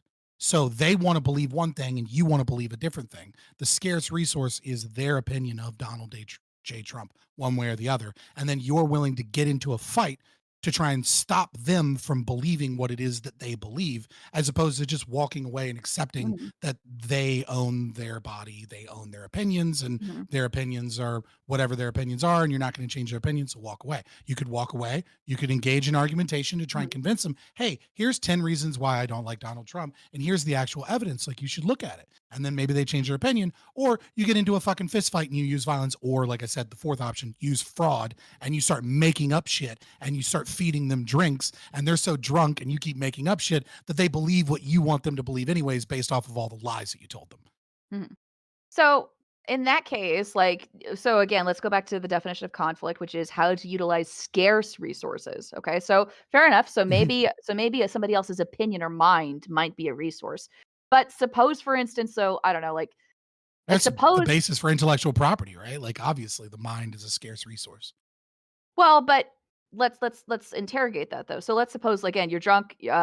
Some guy is drunk in a bar. He wants to argue that Donald J. Trump go MAGA. Okay, and he is and he just so happens to be in a really pro-Trump bar. Okay, tons of MAGA hats there. Okay, tons of people who are in the area who are very right wing, who are pro MAGA. Okay, and there's Sure. one dude that walks into the bar. Okay, that hates Donald Trump. He's pro Biden. He sits down next to him. Okay, and this guy gets into a fist fight with blue-haired guy in order to argue that Donald J. Trump is the best doggone president there's ever been.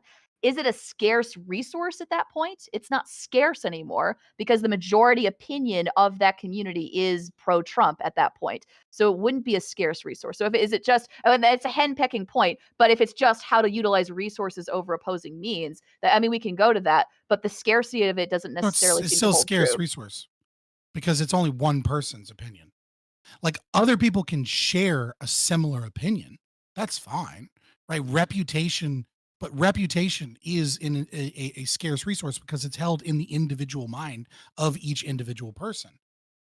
Like you're saying, because multiple people have the same opinion, it's no longer scarce. Well, but it's still only Todd's opinion. Mhm. Todd's opinion is scarce, right? Other people may have the same or differing opinion than Todd, Mhm. but there's only one opinion that is Todd's. And that's the Okay. one that you want to fucking argue with and So start a so fight over. I'd say fucking like not as like a means of being mad. I'm just saying because I'm right. in the spirit of the bar fight, Yeah, yeah, right? But yeah. it's like Todd's opinion is distinct in that Well, regard. okay. Well, okay. So I guess under that, so like just to put it, just to clarify for those that are watching.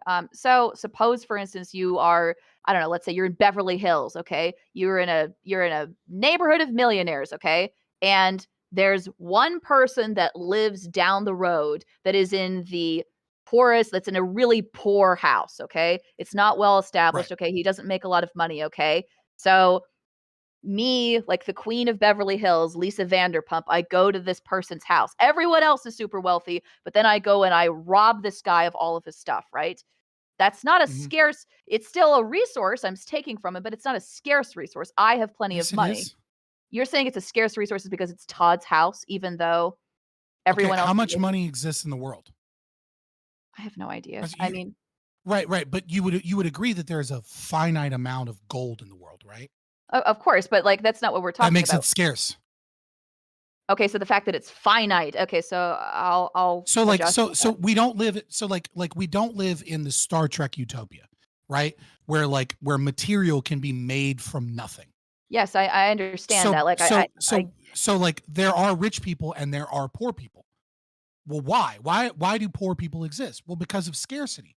Because there's only so much things that exist currently unless they're built in some capacity. mhm, There's only so much carbon, there's only so much precious metal, there's only so much things, right?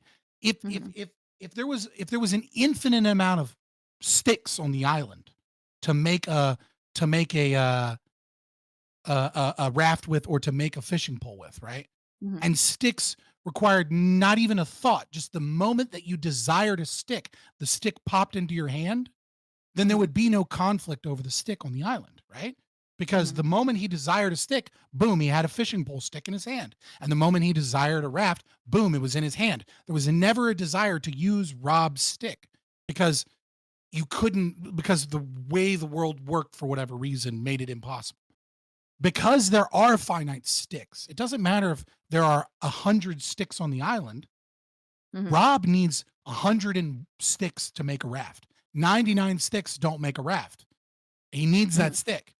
And Crusoe needs a stick of the 100 to mhm, make a fishing pole. And so mhm. they're scarce. It doesn't matter that Rob has the other 99 sticks and the other guy only has one stick. Mhm. Going and stealing that stick is still a scarce resource that you want to use for opposing means. Okay, so I'm gonna go into the collective.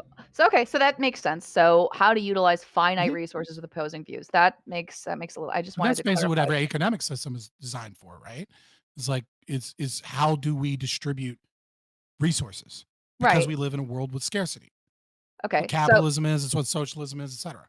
right. So I let's talk about like the Rob and Caruso part. You'll have to jive my memory with the analogy. But suppose, for instance, Rob, Caruso, they're on the island and they go and they see the stick. Okay. They both reach for the stick at the exact same time. They pick up the stick at the exact same time. And then they walk back to, I don't know, their hut and they lay the stick down in the hut that they both go to sleep in every single night. Okay. And then they drop the stick and they both walk away. Would you say that they don't have collective ownership of that stick? They both used it first, they both picked it up at the exact same time, they both walked away with it at the exact same time, and they both placed it in a tent, even if you only think one of them, only Rob can own this tent, right? The fact that they both Right, right. placed it Only in the one of them, right. Only one of them can own the stick. That's a fact. Because if there is a disagreement on how to use the stick, well, only one of them can be right. Because if the stick needs to be used for two opposing things and it's one stick, it can't, like the laws of reality, as we stated in the very beginning, like the law of identity, right? Like there, that stick can only be in one place in the material in the universe at a time. Now, granted, they let's say they're identical twins, right? And like, so they both have the exact same idea, pops in the exact same time, they both pick it up, right? And throughout the entire process, they never have a disagreement on how to use the stick.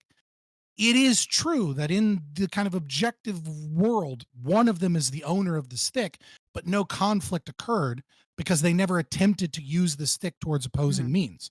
That wouldn't be collective ownership. It would mean that one person owns the stick, the other person is utilizing the stick with them to the exact same ways that the owner wants to use the stick, because the owner wants the stick to do A, and then B comes along and wants the stick to be used for A. So they agree. So it's not that there's collective ownership. It just means that there's no conflict has occurred because both people, this happens all the time with a husband and a wife, right? Like a husband and a wife own a house together. That is collective ownership as far as the state is concerned. And the state will even allow them to both own the house. Now, what we know in reality is that neither of them own the house. Usually the bank owns the house. And then over top of that, the government owns the house, because if you don't pay your property taxes, eventually the government will take it, right? And if you guys have a divorce, the government will decide who gets to keep the house and who has to pay the other person a bunch of fucking money or whatever, right? Like all of these other, it's actually the government that owns it. But we kind of agree to the concept of us owning it. But we can also agree that plenty of people can live peaceably because there's a marriage contract and know that, like, oh, we have an extra $20,000 in the bank. I want to redo the kitchen. My wife wants to redo the kitchen. I want to redo the kitchen in camouflage with deer antlers on all the handles. And my wife says, that's fucking retarded. And anytime somebody comes over, it's going to look like a hunter's cabin in our kitchen. It's gross. That's not happening. Well, guess what? Now we have conflict. But we agree to resolve conflict, which is that one of us usually gives up. And 9 times out of 10, happy wife makes a happy life. They eventually realize that the wife knows what she's talking about and it's stupid, and they give up on it. Because if not, they'll get divorced. And if they get divorced, they'll end up having to leave the house anyways and pay her alimony, right? Because he's the provider and it's just going to be a shitty day for him. So he agrees to give up. Is there coercion in that? Is there a state ownership? There's all kinds of problems in that. But that doesn't mean that people can't agree on things. That doesn't mean that the property is collectively owned, though. So basically what you're saying to me is, I understand it. The reason like why there can't be a collective ownership of the stick, okay? It's because they come into conflict and one of them has to make the decision. Only one of them can decide, if you want to use it as a fishing pole and the other person wants to use it as a javelin to go and hunt wild hogs on the island. Only one of them. There can only be one use. So let me ask you then, okay? Suppose instead of 2 people, okay? We now make the stick enormously stupidly long, okay? And instead, let's say it's 10 people, okay? And these 10 people, instead of this 2 people, they all go to the log and they all lift the log at the same time. They all take the log back to the encampment where they are all sleeping and they put it down. And 9 of the people that all found the log and picked it up at the same time, they all want to chop the wood up for firewood, but one person wants to turn it into a boat. This is so in this case, conflict. Well, I understand that's conflict, but in this case, the reason, this goes back into what you were saying earlier. Only one side may decide what to do with the log, right? Right. There's only one side, but in this case, it's not just 2 different people that are arguing. Well, it's not one side. There's one person. One person owns that log, and 9 people help them. Well, but isn't it 9 people that own it? If there can only be 2 options, okay? It can be the 9's decision about what we chop this up into firewood and burn it, or it can be the 1's decision of we turn this into a canoe and we go sailing. But the right to the decision that is not conflict inducing is the first user principle. Now you're saying there was 10 simultaneous users. Yes, that's the point. Like they all pick it up at the same time. You can have, it's extremely unlikely from like a probability perspective. I don't know that it's even probabilistically likely enough for it ever to have occurred in all of human history. But if we assume that it is possible, that no communication, no embordering, no one says, hey, that stick, I want to grab that. No one makes it. They all kind of collectively hive mind like Kilix, right? This species now all think the same, right?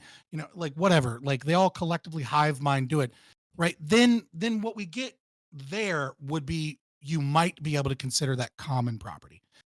And under common property, which is not the same thing as public property, common property would be, usually you wouldn't use it for like a stick that you just got because like I said, that's astronomically unlikely to occur. What you would use common property for is, let's say people have been in a village for 3 generations, and all the original people that built the village are all dead. And there's a well in the middle of the village, and everybody uses this well for well water, right? Well, who owns the well? Well, nobody owns the well because it's actually unhomesteaded property, because whoever built the well originally abandoned the property.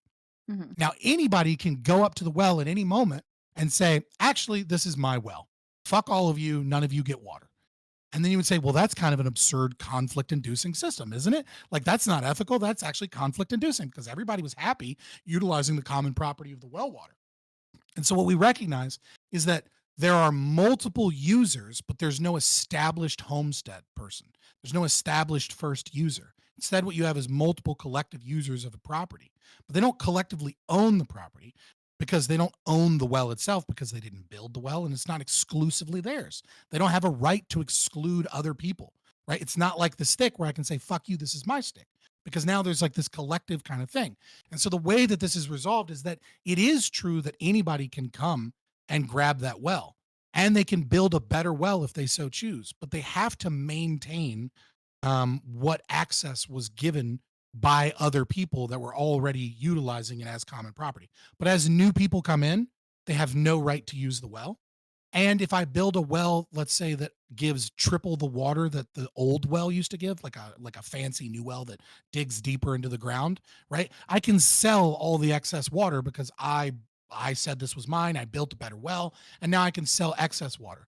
But I do have to maintain the usage that was being used by other people that had a collective use.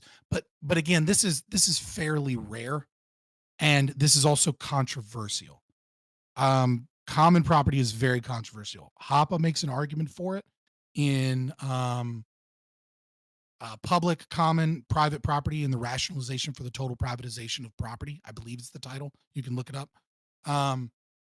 And this is where we start getting into the open borders versus closed borders versus how do we utilize schools and roads that are public. Like we're starting to get into the things that I don't want to say are at the limit of my ability, but where I'm not necessarily speaking for all libertarians here, and that I have disagreements with my libertarians on the philosophy here, because we're at the Hmm. end of the philosophy in terms of the complicated stuff. So I do agree with you that it is a difficult question, and I do affirm common property as such, but that private property is superior, and that yes, common property rights ought be maintained, and that they do exist, but they're not collective ownership. They're individual ownership of a usage that was maintained before in such a way. So with the log, if you cut it up and turn it into firewood, then you're destroying the log. And so the other 9 people need to buy out the 10th member, and he has to agree to their terms. Otherwise, they cannot destroy the log.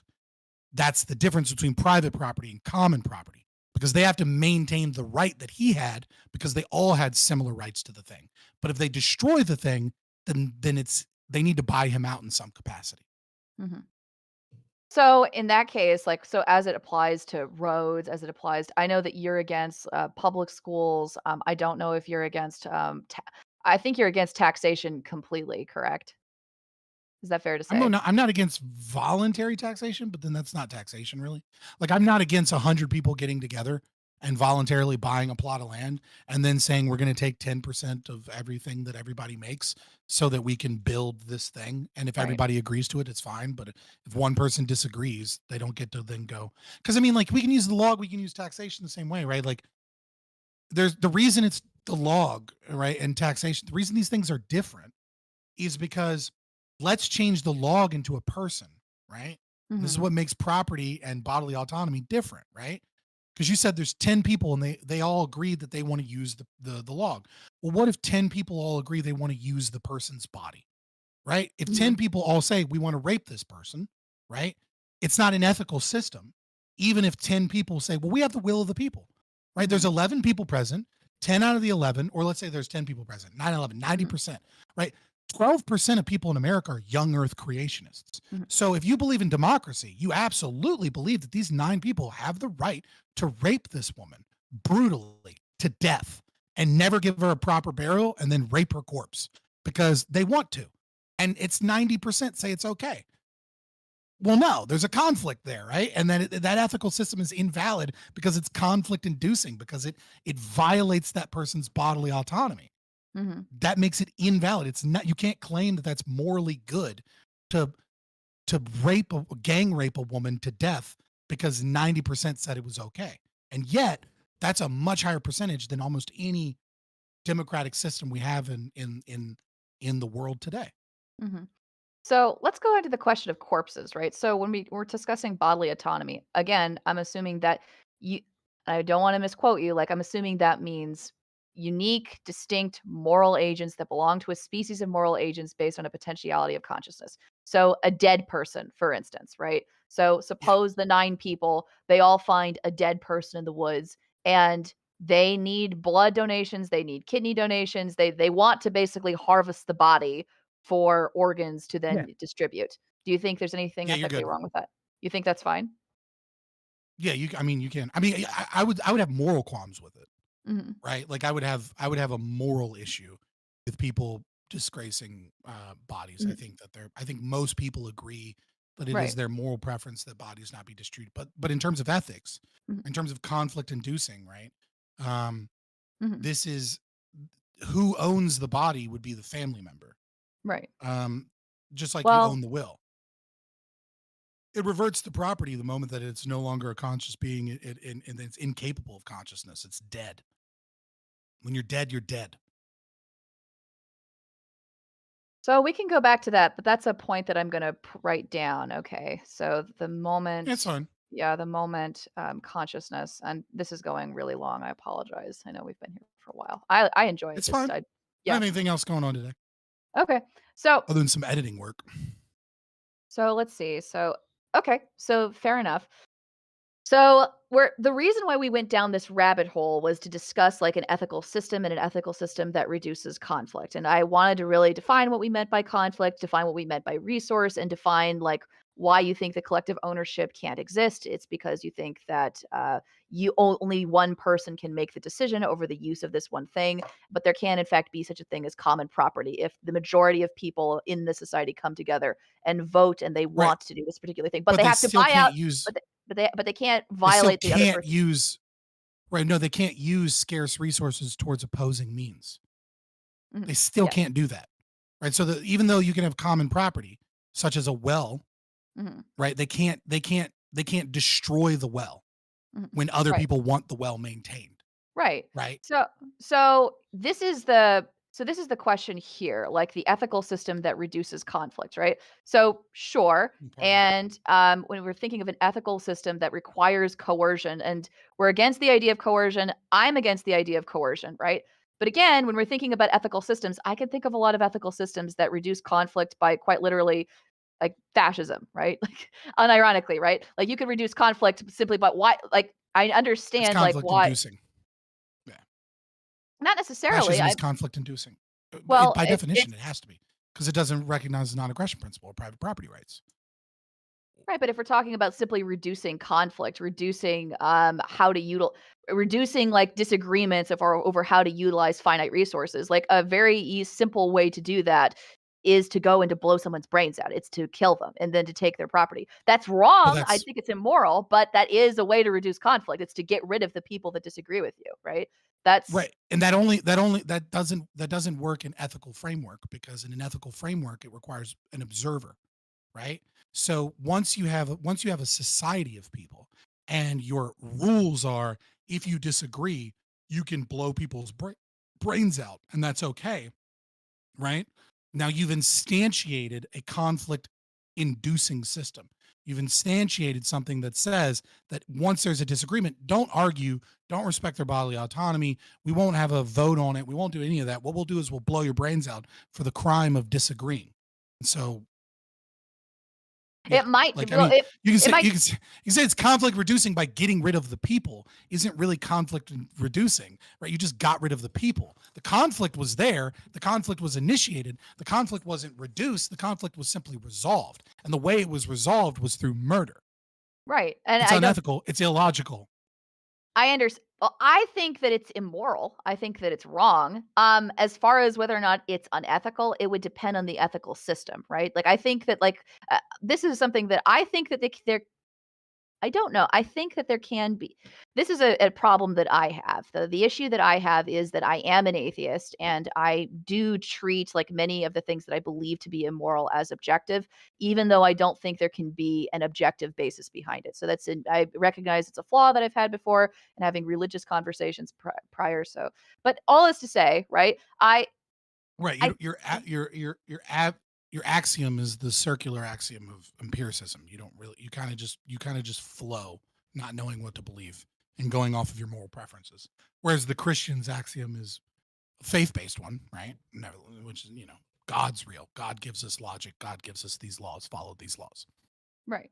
And that doesn't work for me. But and you can feel free to critique me on the fact that like I base it off of like what I can empirically observe and what I can empirically verify and that there isn't actually an underlying axiom behind it. But I'm telling you Mhm. why I don't think I have an underlying axiom, and that's because I don't know that I believe that there is a natural law axiom that I could use. And I know like that's part of like why we're having this conversation, why we have this disagreement, I think it's because you think that you can stem rights, you can stem like an ought from again the ought from the is, right? The fact that I am No, autonomous.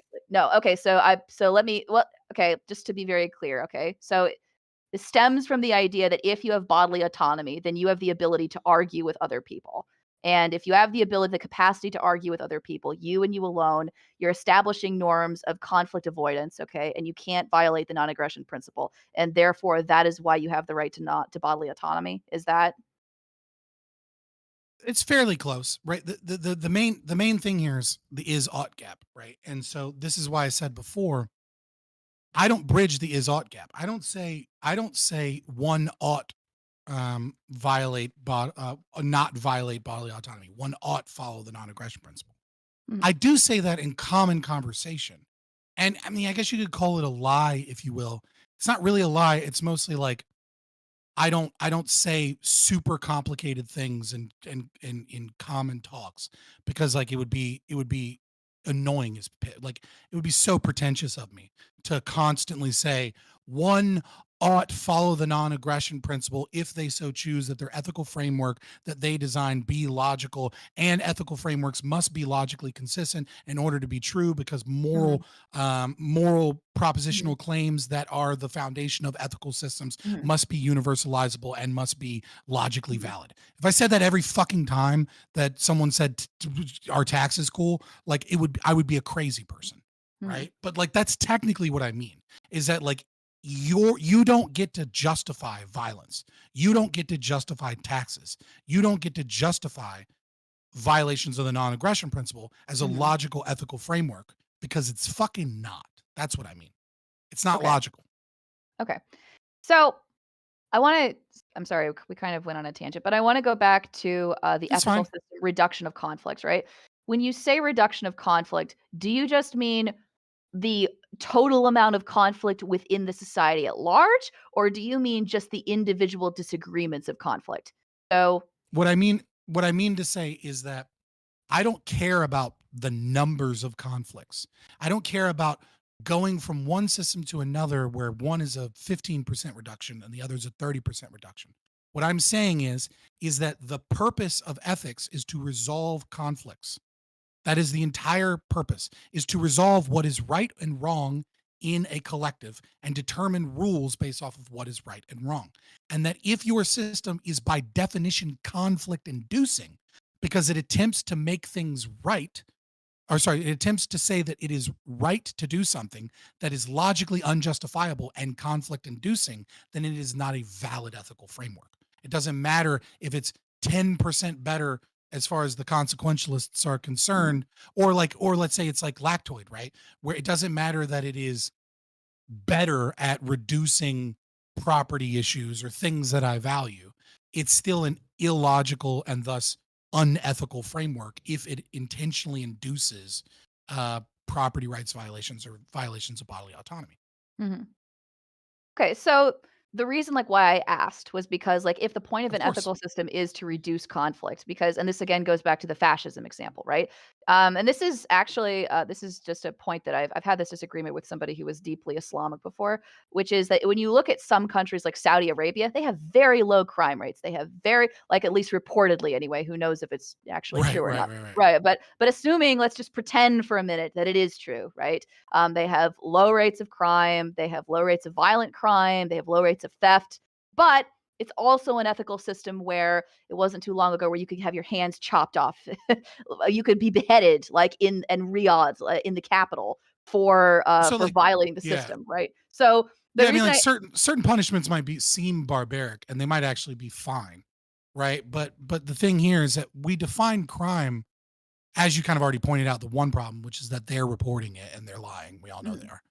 And the other problem is that they're not reporting crimes that are crimes, which is their very ethical system. Stoning a woman for wanting an education, mhm, or beating a woman for going outside of her house without her man present, or beating a woman for having her hymen busted as a child, being a tomboy, and her husband not having a hymen on their wedding night. All of these things are crimes, but they're not reported crimes mhm, because their ethical framework is right, not. So they're right. conflict inducing crimes against people's bodily autonomy, which make them invalid. We can say Mhm. that they have low rates of crime, but there are crimes there that are created by the very presumed ethical system that they attempt to justify, which are not justifiable. So then can I ask you something? Do you think that the state has the right to arrest people, or do you believe in the right of capital? Do you think that the state has the right to execute people for crimes? No, I don't think the state has a right to exist, much less arrest people. I will say this, which is, if I'm a strategist, right, and I am given the option tomorrow to push a button, and the button says everything else will be exactly the same, and that there will be magically no changes, which of course this is predicting the future, right? So obviously this can't exist, but I'm working with it. But the United States is going to let all prisoners out of prison and never house prisoners again. I wouldn't do that because Mhm, it's illegal for me to capture prisoners, right? mhm. Like, Right. and so because it's illegal for me to capture prisoners, I'm actually increasing Mm, the abuses, right? And so, but mhm. both Yeah. systems would be unjustifiable. I will, I might push the button, right? Mhm, I don't know. I might if it mhm, starts a war or whatever. I don't know. mhm, But at the end of the day, no, they don't have a right to do that. They've mhm, simply stolen that right from the people. mhm. I merely I bring up, like, the fascism, like, this kingdom of Sa I bring up those examples simply to point out that you could have a totalitarian, authoritarian, evil society that absolutely Yeah, violates the rights of the people, that abuses, that stones them, that kills them, that abuses them, but nonetheless, as a consequence, lowers the overall rate of ethical conflicts that people come into, that yeah. lowers the We could overall say it's rate of possible. rights violations, I don't right? know. I don't know that it's possible, but I'll bite the bullet that it might be possible that there's a percentile reduction in the efficacy of one unethical system versus another unethical system, right? Which is to say, the United States has an unethical Mhm, system of crime and punishment and law, and so does Saudi Arabia. And it's would not shock or surprise me that Saudi Arabia has things I don't mhm. like that are worse than they are in the United Mhm, States, and also that Saudi mhm, Arabia might be able to reduce overall crime, right? Like if mhm, Hitler ran America and he saw how many black people committed violent crimes disproportionate to white people, right? He would probably just get rid of all the black people. And you would say, well, look at how much violent crime went down.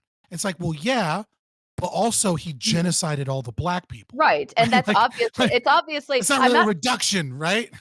well, what I'm saying is it's immoral and it's immoral, but what I'm saying is that doesn't mean the fact that an unethical system is evil and that it enacts genocide or that it abuses its people does not necessarily mean that it's not an ethical system. It just means that it's immoral I to enact. disagree.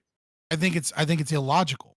And if it's illogical and conflict inducing, then it's not actually a system that you could call ethical. It's just an imposed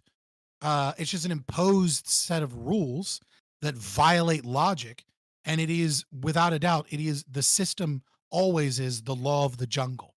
Anytime a system violates bodily autonomy and attempts to justify aggression, it is synonymous with might makes right. So Mhm. long as enough people have enough power and say that it's okay, then it's okay. There is no difference between Mhm. the ethics of the United States legal system and the ethics of 9 gang rapists raping one girl because they decided that they wanted to.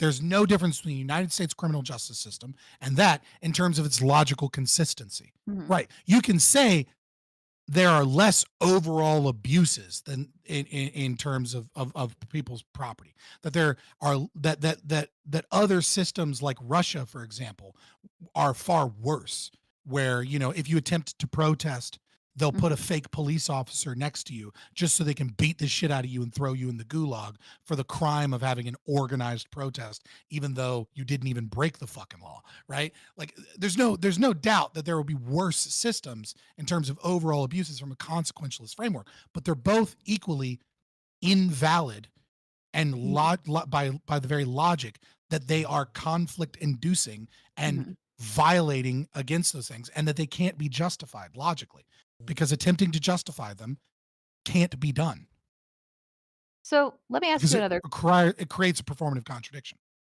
So let me ask you another question. So again, we're talking about the right to bodily autonomy. And the reason why you think we have a right to bodily autonomy is if you want to be logically consistent and if you want and have an ethical system that is logically consistent, then you concede to the fact that you have the right to bodily autonomy. So it's an if then Right. statement. Okay. It's an So if then, yeah. It's a modus tollens, right? Like if one wishes to be logical, um, I have it written out earlier, but actually I'll find it for you. But you can continue, but I'll find it yeah. for you. Well, so here's my question then. Do you think that serial killers that so let's suppose like we have somebody who is truly like an amoral actor, okay? They're a complete psychopath. They don't have an ethical system. They don't want to have an ethical system. And they do not care about being logically consistent. Does that person still have bodily autonomy? Yeah, so no. Yes and no. It's kind of weird. So this is where you get Or into do they have the right estoppel. to bodily autonomy? That's what I'm really asking. Right. So they've lost the right to bodily autonomy. And the reason they've lost the right to bodily autonomy is that they owe restitution to the victims of their crimes. Until such a time that they do that, they have already argued Mhm. against bodily autonomy. And Mhm. they did so via the knife, right? They didn't do so via their words. Mhm. So, there's estoppel principle. It's like a dialogical estoppel from Stephen Kinsella. So it's 1994. Regardless, um, basically the argument is this: when in our current legal system, there's a estoppel principle where, let's say, you're charged with a DUI, right? Um, then you get a second DUI charge. You're not legally allowed to make the argument, I've never drunk and drive in my entire life, because there's a court record that says you've been convicted guilty of the crime of driving under the influence of alcohol. So Mhm. you're stopped from making that argument, right? It's a similar thing with the serial killer. He kills a woman, he kills a woman, he kills a woman, he kills a woman, he kills a woman, right? He's just going on a Mhm. rampage, right? Mhm. Then we go to kidnap him to stop him from killing people. And he goes, Mhm. "Stop, stop, don't violate my rights to bodily autonomy. How dare Mhm. you?" It's like you already made the argument that you're one of those people that does not care about your ethical framework being logically Mhm. consistent by Mhm. virtue of you stabbing these women. Mhm. Now, the same is true, we can do it of a lesser degree, of, let's say, a carjacker. They've done the same thing. I get to arrest them and whatever. I don't get to kill them because that punishment exceeds their capacity of restitution. I mean, like, I can kill them if, like, they're in the act and, like, I'm defending my property, but that's a separate thing. But, like, let's say I find them asleep Mhm. on the couch and the cops get them and we put them in the paddy wagon, we put them in jail, and then we go to, Mhm. like, do a court case. I don't get to kill them then because my car is only, I have a shitty car, right? Like I have a fucking 90s fucking Toyota Corolla. And I don't drive anything Mhm. fancy. It works. So, like, yeah, he owes me a Toyota Corolla and he owes me my time and money and the insurance company that I use and the cops or whatever to go capture him.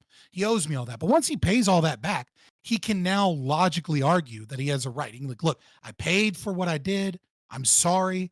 At the time, I didn't believe that. I believe that now. But if he hasn't paid for any of that, I can go, I don't care what you say. Your actions have proven Mhm. that you disbelieve this thing. So Mhm. that would be the logic there of like crime, etc. So here's this goes back into the embryo and the fetus, right? So if the reason why you have the right to bodily autonomy is because if you wish to be logically consistent and if you wish to live in a society that has an ethical system which has to be logically consistent, that does not Yeah, require there's one coercion. in the same. Yeah. Yeah, yeah, yeah. But my question to you is, when we're thinking about a fetus, when we're thinking about Mhm. even I could even make the argument, like, regarding, like, a very small child.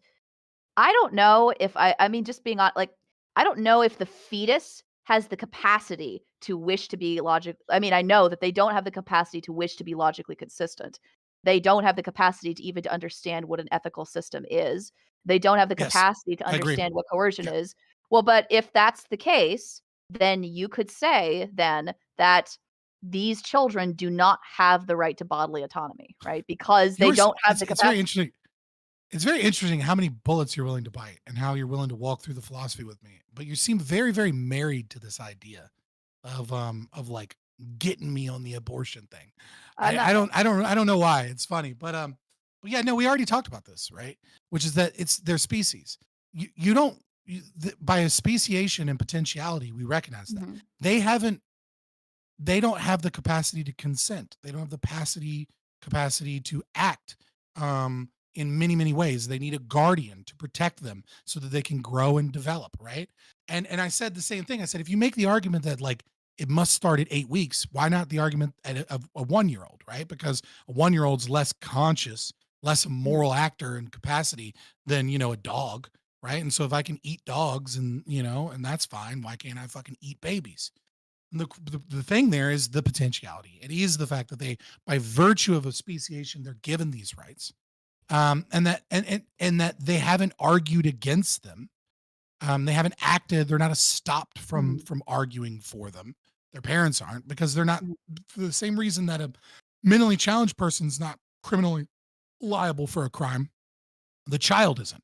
Now, Mhm. the guardian may be criminally liable for the damages that the child does, Mhm. um, in some regards, but they're not liable for the crime of in the same way that, like I said, like a mentally challenged person is, because just like they can't consent, they don't get the understandings of their actions, etc.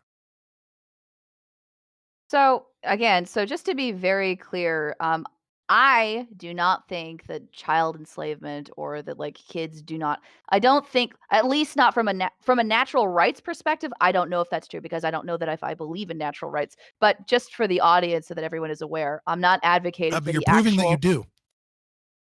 Well, but the reason, like, why I don't believe in enslavement and why I don't believe that is because I think that, like, the only way that you can justify it is through subscribing to the social contract. So you subscribe to the social contract of the society in which you live in, where we collectively have decided and agreed that no, you can't own people as property. But that's the reason why you can't own a How is person. that It's not not. slavery?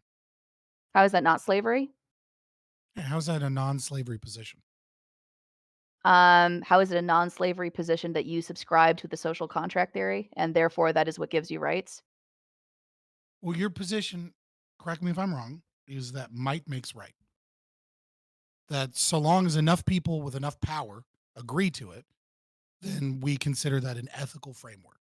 And you may personally find it morally wrong against your own moral preferences, but that how society determines what is right and wrong is determined by those that have power in society. And that you don't actually get to call something wrong if you're outvoted. Well, I think that, like, you can either choose that pathway or you could choose the pathway which is the spiritual or the religious argument, which is that you say that, like, it's separate from what the social contract that you have an ethical or moral system that is separate from the social contract that you subscribe to. To answer your Yeah, question on how, I have a like, moral system that's separate from my libertarianism. Like I tend to be yeah. objectivist in most things, which is a consequentialist kind of. Right. Well, the reason why I don't think why is it not a pro-slavery position? Because if we're subscribing to the social contract theory of what is property and what is slavery, you're therefore subscribing to the idea of what makes something slavery or what doesn't make it slavery. You're not. I'm rejecting the existentialist aspect of like this. You are enslaved or you are slavery. The point is like you are not a slave because we as a society agree that this is not what slavery means. which again goes back into our Okay, conversation about so language. right, but Like, then like what is genocide? If genocide's never been committed, so long as whomever was in power defined it as not genocide, right? this Like is that doesn't make that sense. that's a fair critique, actually. Well, somebody wrote about this.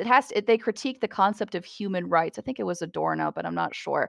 And specifically, what they were critiquing is the idea that you have rights, that you have any rights, comes as a citizen, comes from on the basis of you being a citizen. So you, like, I'm assuming you're American. I don't know. Like, we have the right to freedom of speech. We have certain rights granted to us by the Constitution. But if you're somebody, if you're an immigrant who hops the border and walks into the United States, you don't have those rights because you are not a citizen, which leaves us in a bungle, right? How do we deal with this person who exists within our society that is not subscribed to the social contract? Um, without How do we morally or Right. ethically So treat them? you Which is a believe flaw right. in it, but So you believe rights don't exist other than given by the state. Only the state can grant rights. Rights don't exist. I don't see how you can justify how a right can exist without making and not a I don't see how you can justify how a natural right exists without making. And I know that, like, we've been discussing, like, the facts of the world, why your rights stem from Let's say those I was like facts. I feel like I made a pretty long argument for it. Yes, yes, I understand, but that's why I'm giving you this answer. It's because I'm not sure that you Mhm. can. It's the ought versus is problem. Now I Yeah, well, the grant you that is this problem again. I said is solved by is the solved. concept of logical. Yeah, Maybe, but I you. would say It's like it's not about an ought is. You don't need to worry about the ought is gap. It's are you logically consistent? If you're logically inconsistent, then it doesn't matter what you're saying. You're saying gobbledygook. And if you're logically consistent, then you're affirming bodily autonomy and the non-aggression principle.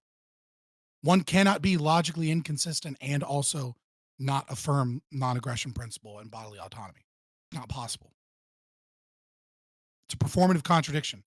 To engage in argumentation that's true and fair and say, I I think rights ought to be violated and that you don't have a right to your body and that I can tax you and I can take from you. Also, whilst performing that Mhm, you agree that I am my own person, that I have mhm, exclusive control over my body, that you don't have control over it, and that the way that we ought resolve this mhm, conflict is through argumentation and mhm, conversation and not through violence. mhm.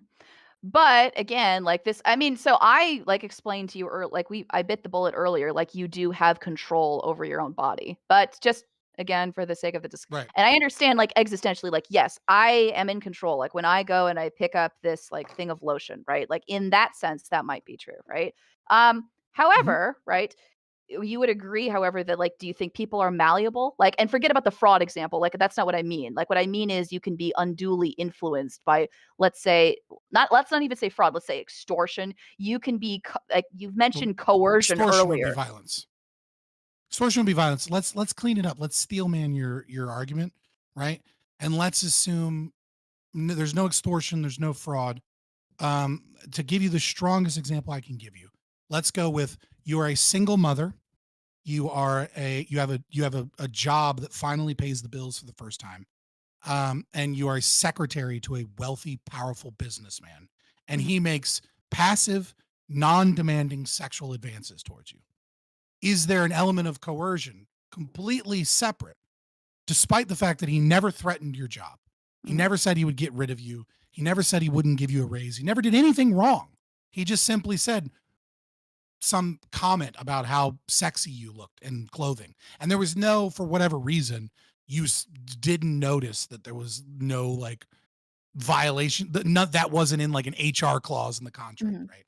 Um, Now, obviously, we live in a world where there are laws on the books, so like you would expect that not to exist. But let's say it was in a libertarian world, right? And the money was just too good. You had to take it because you had to pay for your kids. Yeah, I don't disagree that people sometimes make decisions um, that they wouldn't want to make mhm, because the outcomes are preferable. But the problem is that goes all the way back to the first axiom, the axiom of human action. Tragedy is the default state of man. Poverty is the default state of man. You can say I don't want to do a thing because it seems distasteful, but you prove via your actions that you actually do want to do a thing. So when she accepts the sexual advances of her boss and gets a raise and maybe does some things, right, whatever, and is taken care of, and Mhm. it's never explicitly stated, but it's kind of there. She proved via her actions, not her words, not her arguments, that she Mhm. indeed was willing to give up her sense of shame or whatever Mhm. it might be to gain those beneficial things that she wanted. And that's not really coercive. If there is genuine coercion there, then it's a form of violence. Mhm. And that's the best example I can give. You can come up with a better example because I'm genuinely trying to steel man your Yeah, position. yeah, yeah. Yeah, no, no, I appreciate it. So okay. So there are maybe some okay, so what you're saying is like yes, there might be some situations where there appears to be coercion, but if you choose to give into it, then you are agreeing to the terms. So it's not really coercion. And it's not coercion unless it's directly stated that this will happen to you. Well, I mean, like you can hint at coercion. It doesn't need to necessarily be directly stated. Just like there's an implicit contract, there can be an implicit coercion, right? Like let's change the scenario ever so slightly. Instead of him being like, "Oh, Margie, oh, your butt looks good in that skirt," and then kind of waiting to see what happens and see if you go back and forth and he can be playful. If he comes up to you and then just goes like, "Up next time, I think that shirt ought to be a little bit that skirt ought to be a little bit shorter because daddy likes it," and then gives you a fucked up look. Like he's not explicitly saying he's gonna fire you or do, but there's clearly like the way he spoke it, the way he put it forward, maybe his body actions, maybe he's tall and he like made a few stepping advances and towered over you in it. It doesn't need to necessarily be explicit to be coercive.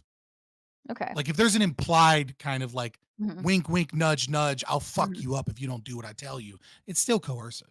Okay. Might be hard to define legally, right? Mhm. It might be difficult to prove in court, but that Mhm. doesn't mean it wasn't there. If you're an uninformed actor and suppose we get rid of like the wink wink, you better do it or else I'll fire you. Like suppose for instance like the boss has HIV, okay? And he doesn't really like actually say you have to come and sleep with me or gives the wink wink nudge nudge, hey Marja, your skirt had better be shorter next time.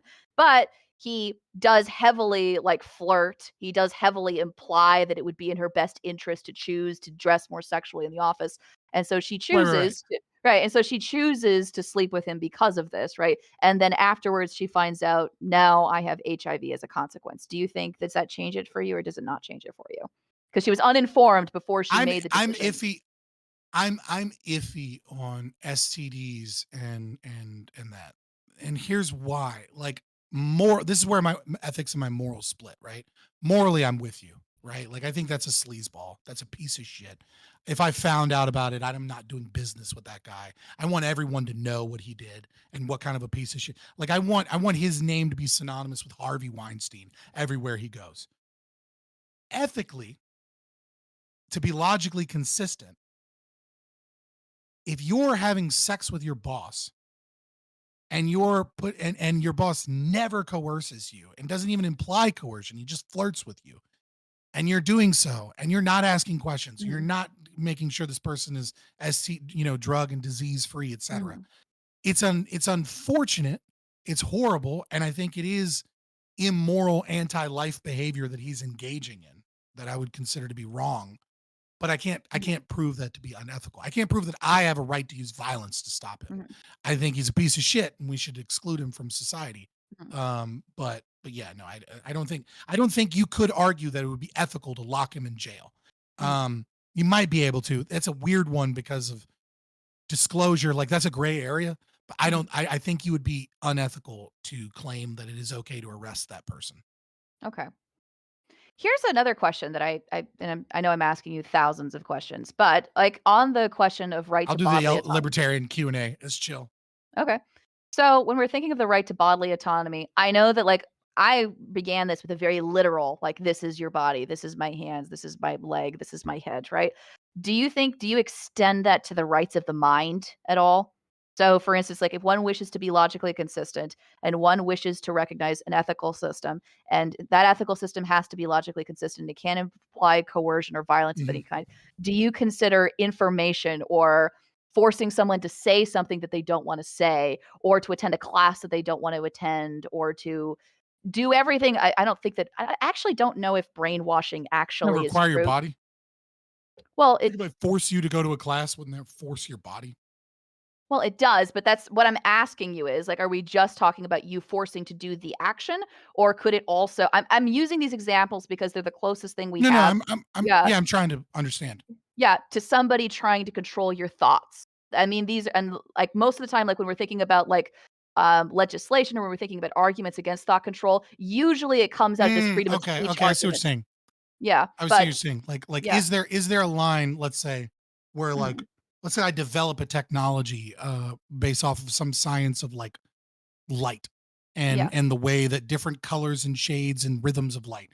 And I can mhm, like put a machine that like when you're not paying attention, yeah, hits light in the corner of your eyes and does no mhm, damage to you. It just mhm. makes you want to buy a Coca-Cola, Yeah, right? exactly. Like no matter what, if I hit this button, you will want to buy a Yes, Coca-Cola. yes, yes, that's what I'm Yeah, asking. yeah. I mean, this is a cool conversation. This is a cool futuristic kind of conversation, right? Like, I would say that if you're, I would say yes, but also it depends. And the reason I would say it depends is that like trying to convince somebody is different than something that eliminates self-control, right? So like advertising is trying to convince you of something, right? Mhm, You know, is it unethical to advertise? mhm, It's unethical to advertise if it's fraud because then it gets rid of your ability to control your choice, right? Is mhm. that like if it meets all 9 principal elements of fraud, then you've been lied to. I can't find the truth or I can't test the veracity of your claims elsewhere, et cetera, et cetera, et cetera, right? And so what I would say is mind control. I know this is kind of silly way to put it, but mind control really is just an extension of fraud, which is another form of aggression. Okay. I'll just tell you why I'm asking you this. This has nothing to do with like the original reason why I wanted to talk to you. But I ask you this because I have an anti-rehabilitation take that I believe in. That's based on the idea that people have the right to believe and to think whatever it is they want to think, and that rehabilitation like violates that. So that's sort of like the reason like why I asked. That's a What do you separate. mean? I gave this take a few years ago. And essentially like what I can actually find like the paper that I wrote a few years ago. Basically, like I argue that like the idea that you're going to force somebody to be rehabilitated for a crime that they don't believe is a crime, that they think is a morally just thing for them to do, Oh, is an you mean rehabilitation. Okay, okay, okay. yeah.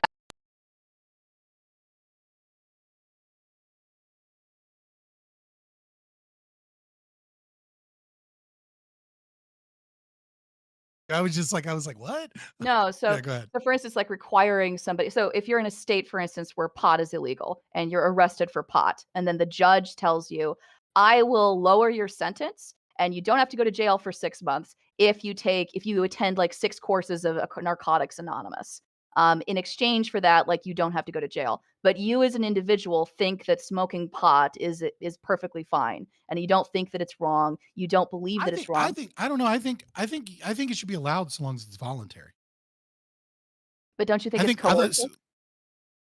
I mean, yes. I mean, like I'm imagining it stepping it outside of the coercive element of the state, right?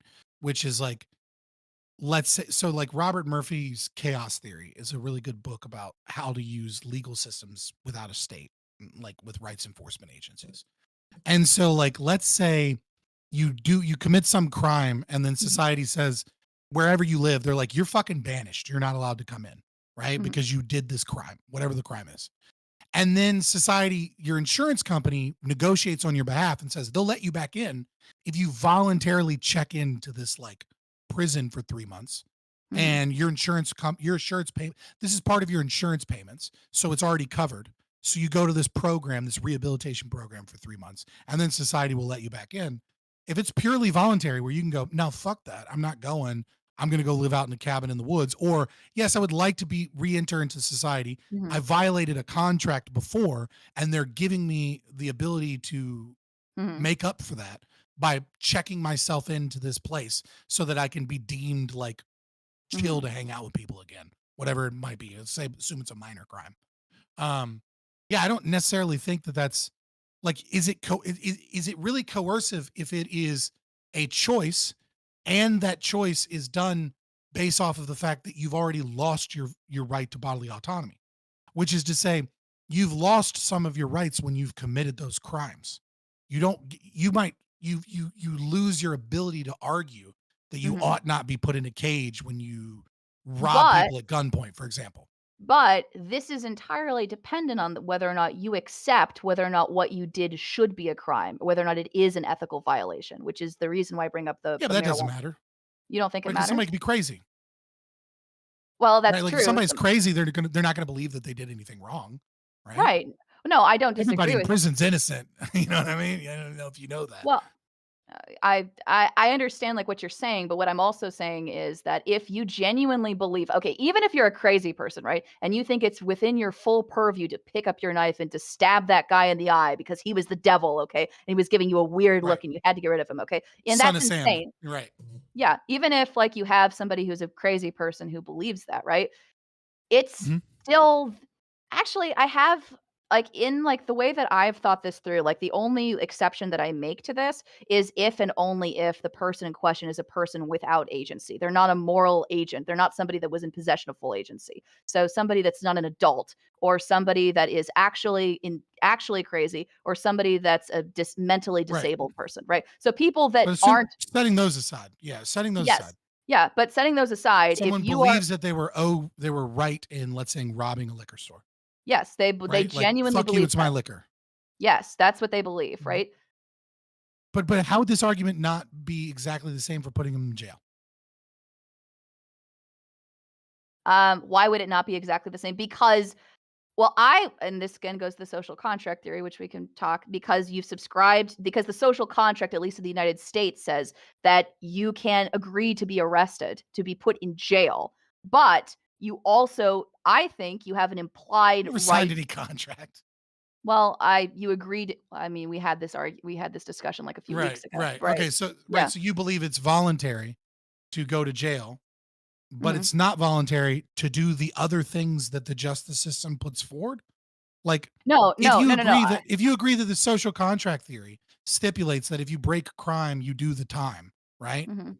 You also must agree that the social contract theory is that if you do the crime, you do the time or this other thing that the judge offered you to reduce your sentence. If you agree, you can't Unless say the social unless contract theory is unless the agreeing to other portions of the but un fucking judicial system, but not other portions. unless the thing that the judge offers you to do instead of going to jail violates some other aspect of the social contract, which is my contention. I'm arguing that it's a violation of the First Amendment. That's what I'm saying. It's an act of compelled speech to make somebody go to a Narcotics Anonymous meeting that they don't wanna have to attend, that they don't believe in, that they expressly don't believe in, and telling them they have to go. I argue that that's a violation of the First Amendment because it's compelled speech. You're compelling somebody to perform an act of So speech that is against their principles, which yeah, I mean, First Amendment is really just a protection from the government that is put in, it's baked in, it's a made up right that we make up because we attempted to justify the state, right? mhm, You don't have you don't have freedom of speech on other people's property, and you have all the freedom of speech on your own property. But the government treats all property as their property. There is no private property in America, right? There's a pretend private property where they grant you some privileges to use their property they stole from.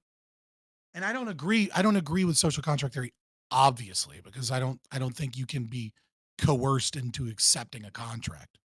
I don't think you can be defrauded into accepting a contract too, because the amount of corruption that the state has constitutes fraud on a daily basis. Just like the existence of the FBI or the CIA. Like if we just go through a list of their fucking crimes that they've never been punished for, like we know it is an organization built upon fraud. So even if there was a social contract theory that was valid, it would have been invalidated by the fraud that the government commits on a daily basis anyways. mhm. So setting both of those things aside, I mean, I guess I kind of see what you're saying, the concept of compelled speech. I think if you wanted to better argue this or better understand this, I don't know if you ever took any, I don't know where your education is in, but um, if you read up on ethics in psychology, like APA established ethics, There's a ton of literature. Can't think of any off the top of my head, but there's a ton of literature on the ethics of court ordered therapy. And there's a lot of arguments back and forth. And I think if you wanted to really like go into that, if I were you, I would start reading up on that, because a lot of your arguments that you see are going to be there on both sides from doctors and psychologists, Mhm. back and forth. And I think you'll find a lot of valuable information there because it's similar. It's not exactly the same, but it's pretty fucking close to what you're talking about, which is like, because when we were taught, counseling, and Mhm. it was like, the patient or the client in counseling, it's not patient because you're not a fucking psycho, whatever, the client, right? Like, if the client doesn't want to do anything, like, you're basically fucked. Like, your therapy is basically like your therapy drops off a cliff in efficacy the moment that the client has no desire to do anything. And so that's part of the ethics of like court ordered stuff, is that like it's really bad. Like, it never fucking works. I don't want to say never works. It does work sometimes. And then there's a whole bunch of ethics of trying to force people into it. And then there's also a shackling too, where it's not just the prisoner that's shackled, right? But there are kind of like rules and shackles that are placed on the counselor or the psychologist that says that you need to meet certain goals or that you're supposed to do certain things with them. So it puts these constraints on like how you can practice. Mhm. Obviously you voluntarily you volunteer to take them, so there's that. But like it becomes like it's very very the efficacy rates are really bad because of those reasons, and there's like arguments on the ethics of like whether or not we should ever do it, etc. But I don't know, I would read up on that. I mean, Mhm. like I said, it's it doesn't necessarily interest me because I don't believe in social contract theory, but it Mhm. is an interesting thing maybe for you, and that's what I would look next. Yeah, I would actually be very interested in looking that up because this is actually like one of my hottest takes. It's one of the things that I get into fights with the most over is whether or not you have the right to compel people to try to attend therapy or to attend some sort of re-education to try to resolve the crime that they committed like within the society in which they lived. And it's my contention that Yeah, they should not be forced and that they should not be I forced mean because it's it's an act of compelled speech. That's what yeah, I mean, like basically. the more you go down these thoughts, it's like, I make this argument often as a libertarian, which is whatever governmental power you give will be abused, obviously. And the question is it makes it easier for the next one to go. So while we might think it's fun and fluffy to make someone go to rehab, how far like there I'm not saying it's one-to-one step, but it is certainly a step closer to re-education Mhm, camps, right? Like there is a point where we know governments send people to mhm. re-education camps, and now we are affirming at one point that some level of re-education camp is okay. Okay. And Yeah, so it's like that's you've given the government exactly. some power. How much Yeah. closer does it get towards, Mhm, you were protesting something mhm. and you're a black bloc protester, commie, or a libertarian or whatever, right? And you're protesting something and you get found out for doing some low level of vandalism. Yeah, And then you're forced to go into a, war is peace kind of fucking Orwellian, fucking mind control device to try and fix you. You know what I mean? Like obviously that's not what we're talking about, but also you're closer. The moment you well, affirm one, yeah, that's essentially like that is exactly like what my concern is. The responses that I've had are a couple of responses that I've received from people when I've brought this take to them is number 1, the question of addiction. So people will bring up addicts, for instance. So people who are cocaine addicts, people who are heroin addicts, people who are alcoholics. And the argument is made that this is a person that is not in possession of their full agency to make decisions on the basis of the fact that they are struggling with an addiction and therefore forcing this person to attend therapy or to go to rehabilitation is okay because it would be the same thing as it would be the same thing as asking a kid to go to rehabilitation who's in juvenile hall or the same person it would meet the same standard as the mentally disabled person or the person who was briefly psychotic because they weren't in possession of their agency. So the response that I received to this when I bring this up is that most of the people who are in jail anyway are not in possession of their full agency because many of them are addicts or because there are economic circumstances or there's some sort of outside influence that made them do something beyond their free will, which is yeah. why they stole So from the li. yeah, I want to tackle that for a moment, especially as a libertarian, super against the drug war. I agree with the spirit of that argument. There's one problem, which is the argument hinges upon the capacity for reason, the capacity to understand right from wrong. And research has shown time and time again that that's bullshit. Obviously, we had a little bit of a qualm here about empiricism, right? Like you can never really, the concept of you can never really truly know something. I do agree that you can know things empirically. And that there may be additional information or context that you're unaware of that Mhm. changes the circumstances, right? So this is how like Newtonian versus um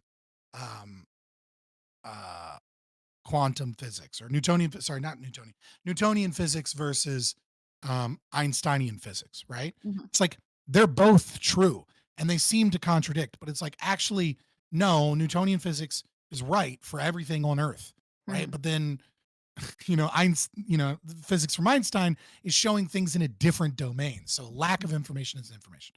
But nevertheless, the research and it's difficult to do on people, right? Because people, you can't isolate variables, and so Mhm. it's really hard to do research on people. That said, there's a fuck ton of evidence that drug addicts know what they're doing is wrong. Mhm. They just do it anyways. And so when you say that someone loses their moral agency, what you're talking about is they're losing their ability. It's the same thing with argumentation. Even argumentation ethics is the same principle that the state is using in terms of whether or not someone is capable. You lose moral agency when you're incapable of being able to say that a thing is right or wrong. You're incapable of knowing that it's wrong. Drug addicts know stealing the necklace from their grandmother was wrong. They just need that fix so bad that they're willing to do it. They might be ashamed of it. They might Mhm. have guilt in it, but they Mhm. know that it's wrong. And Mhm. ultimately, they have that free will interaction. It might be difficult for them because of all the other factors, but it's no different than a starving person Mhm. choosing to steal from Mhm. someone. It's like at any point in time, you could go to a shelter. Mhm. At any point in time, you could fucking say to yourself, I'm broken, I'm hungry, I'm going to accept the shame, and I'm going to go to the local church near me and say, I haven't eaten in 3 days. Can I please have some food? But you don't want to grab your ball sack and do that. Mhm. You're not ready to face that shame. So you make the conscious decision to steal food. It's the same thing with drugs. At any Mhm. point in time, there are plenty of places you can go where you go, Mhm. I'm fucking sick. Please, Mhm. please. I'm going to steal. I'm going to hurt somebody. I'm going to kill Mhm. somebody. I'm almost out of control. Mhm. Fix this. And they don't. So, yeah, you can kind of go fuck yourself on the drug argument there. I empathize with the Mhm. difficulty of that. Right. Mhm. And I do think that there is something to be said in terms of like understanding how easy it might be to fix or talk to or Mhm. help someone that's drug addicted versus someone that's not. Like Mhm. when they both rob a liquor store and then like Mhm. they don't even have like an armed gun, and then Mhm. the clerk pulls out a gun and they pull the gun from them and then they shoot them with Mhm. gun or something, like, and they're high on crack, right? Like while they're doing it, like I get that that's a different person than like the gang member that like isn't on drugs and just robs the liquor store, but they both know that the action is wrong. So you don't get to claim that they don't have moral agency. It's just you get to claim this is the lefty bullshit that Mhm. says that nature is coercive. And it's the same communist logic that leads towards the idea that it's okay to tax everybody to redistribute wealth, and even leads to the idea that property shouldn't be owned because Mhm.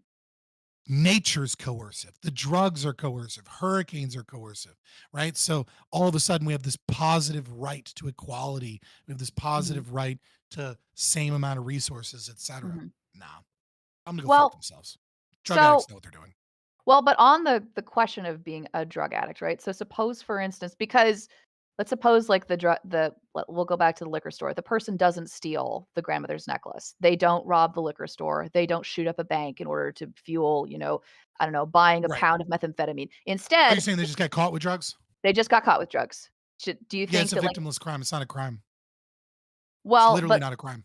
But so I don't disagree, but like the argument that's made is that you're forcing this person to go to therapy for the possession of having the pound of cocaine in the back of their seat, right? And Mhm. you're not so the question is like, so you're trying to force the drug addict to see that him taking and using methamphetamine is wrong.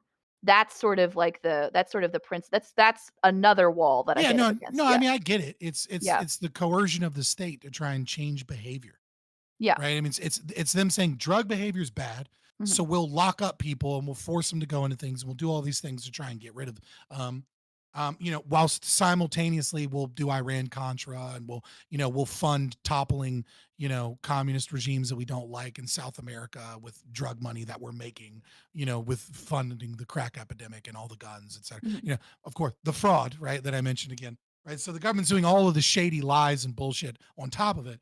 But even still, the argument at its core is person wants to harm themselves, Mhm. and the state decides that they're not going to let them. Mhm. It's not a crime if there's no victim. The victim is oneself, and so what you do is you take the victim of and you harm them more. And then Mhm. goes, oh no, no, no, we're patriarchal. We're gonna, we're the daddy government cares about you. Daddy government wants you to behave. Daddy government wants you to be better because once you're better, maybe you'll make more tax revenue and daddy government will get higher GDP. Won't that be so great for you and daddy government? Well, no. I mean, eh, I mean, and even more so, what's unfortunate about this is that for a majority of these people that are on drugs, hardcore drugs, Mhm. um, the rehab isn't really what's going to help more than anything. What's going to help is changing the material circumstances. Right. I don't want to be a communist, right? And say that thus means it's okay to steal from me and, redistribute wealth so Mhm. that they'll be better. And even still, that's not necessarily what I mean by material circumstances, like Mhm. lack of funds. Cause like what they'll do is they'll just spend it all on drugs and die.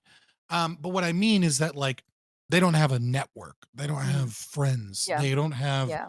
meaning in their life, they don't have Mhm. family. Like Mhm. these are the symptoms of the drugs. Mhm. I mean, Yeah. there's a reason that drugs epidemics occur in tandem with collapsed economies, right? Like when if you want to know where drug epidemic hits, it's never the drug epidemic first. They Mhm. they feed off of each other, but it always starts with a collapsed economy. Detroit, Washington D.C. New York City in certain areas, right? Chicago in certain inner cities communities, obviously, right? But in the worst places was like Detroit, Michigan, it was horrible in the crack epidemic. Why? Because the steel industry left. Because you have this massive population that had these great factory jobs. All the great factory jobs left. Now what? And the same thing is true with fentanyl and Mhm. opioid epidemic. Where is it? Pennsylvania, Appalachia, Virginia, where my family's from. Mhm. I've had lost a lot of people to heroin. Um, right, it's Appalachia. It's coal mining towns. Why? Because the coal mines dried up. It's a chicken and egg scenario. The drugs Mhm. come after. The Right. drugs are right. They come after, and Mhm. so yeah. So I mean, like, there's a lot of reasons that I agree with you pragmatically that the state shouldn't be doing it, but ultimately, I think in a perfectly legal justice system, offering volunteering to allow you to go to re-education and you so choose to do so that you can fit in with society is probably a good thing. The problem is not actually the re-education. It's the non-voluntary aspect of it. It's the coercion of it. It's the fact that these systems are not built to be efficacious. And the reason they're not built to be efficacious is that they're built to make Republicans happy when they vote for someone to be tough on crime. And at the same time, someone to go, I actually care. Look at Mhm. all these drug programs I started. So the contradictions are the state's maintenance of it Mhm. because the state is a coercive element in and of itself and full of corruption and problems. Well, I agree with so I agree with some of what you said, especially, like, regarding, like, just having it as an option, like, I have never, like, stated like that. So, like, if there's actually just a program within the jail or within the prison system that says, "Hey, as long as you're here, you can walk down and you can come to this program, like, we Right. can help you," right? Like, we will. You mean like not quid pro quo when you say optional, right? Like you mean Yes, like you can either no, do 10 years or go to this program. no, You're I saying that's mean still coercive, but like if you're in jail doing 10 years anyways and there happens to yes. be a program, you're like, "Oh, of course. Okay. Yeah." Yes, yeah, that's what I'm saying. Yes, that's exactly what I'm saying. I don't have a problem with it just being accessible, but what I do have a problem with is the idea that you can spend 10 years in jail or you can go to this program. And I do, and I don't disagree with you regarding the aspect of material resources and how there needs to be an access to material resources. and friends, family, a good job, access to That's mostly food. what I mean by Right. material Yeah, resources, yeah, right? no, Like I understand. without meaningful job opportunities Right, right. is Um, can often be what I mean by this that. is this is something like the aspect specifically with the drug addict though, like the specific thing is that just the state of being a drug addict, according to like some of the people that I've spoken to, puts you in the same and the fact that you are choosing to harm yourself, right, with this, they would say that you sitting there and choosing to harm yourself by ingesting or taking this drug is the same thing as the crazy person who thinks that Sam is the devil. So he picks up a butcher knife and he stabs him in the eye, right? So you have, because this person is not of sound mind, it's therefore okay to force them to go to rehabilitation, to force them to go to rehab against their will Yeah, that's because they're, bullshit, like we yeah, said before. yeah. Because there's a substantive difference, right? And it's really that simple: is that they know right from wrong. They choose to do wrong. They Mhm, choose to do wrong because it's easier than doing right. Period. mhm, Now, yes, their circumstances are different, right? Everybody's circumstances are different, right? Everyone has difficulties in their life, right? Like, like there's a period in my life where yes, I had a car, okay? So most people didn't know that I was homeless, but I was living in my car. I was, I had like a Gold's Gym membership and I would go in, or not Gold's Gym, no, it was Gold's Gym. And I would, I would go in and shower, get a workout shower, kept my clean clothes in my trunk, my dirty clothes in my back seat. And I would keep everything clean, I'd get everything. So most people didn't know, but like I didn't have a home. I was super stressed. I was living paycheck to paycheck. When I say I was living paycheck to paycheck, I don't mean paycheck to paycheck. I mean, I was taking cigarettes off of the street and crushing the burnt part and then crushing them into a pile and then rolling a cigarette from 20 used cigarettes so that I could have a cigarette because I couldn't afford cigarettes. And there was plenty of times where I was tempted to steal. And the temptation then, let me tell you, when it's been 2 days since you've eaten, the temptation to steal is really fucking strong. It's it's really hard to say no. And I said no. That doesn't make me a fucking hero. It's a choice and you have a choice. And like, mhm, yes, there is a point where you no longer have that choice, but that choice mhm, is the point where you no longer know right from wrong. That that's when you're hallucinating and you're delirious and you don't even know where your hand is and you don't know. Like, yeah, when you steal then, I don't blame you in any way, shape, or form for committing some crime in that sense. Like, I think you have to pay it back, obviously. Like, you're still held blame the same way that you're blamed for manslaughter, um, because of negligence and life circumstance, et cetera. But like, there's a substantive difference to stealing because you're hungry and stealing because you're delirious and you mhm. have no idea what's going on. You're hearing voices. Because let me tell you, you go long enough without food, you'll start hearing voices. You'll start seeing fucking weird shit in your vision. Right. It's the same thing with drugs. It's like I said, there are plenty of places, unless you live out in the middle of fucking nowhere. If you live near a city and you have the means to get to a city, I don't care what drug you're on. There's a shelter that'll take you in right now that'll help you get off drugs Mhm, or a church. mhm, If you're in a city with a population over, let's say 200,000, right? Because like what some people define as a city might not be a city, right? But if you get to a major city in your state, there are plenty of ways to get off drugs for free. mhm. You just don't want to do it because you can't admit that your life is falling apart and you're trying to keep the lie and the facade that you're telling to everyone together. Mhm. And you're too ashamed, so you'll just keep doing the drugs and you'll keep Yeah. hurting people that you love.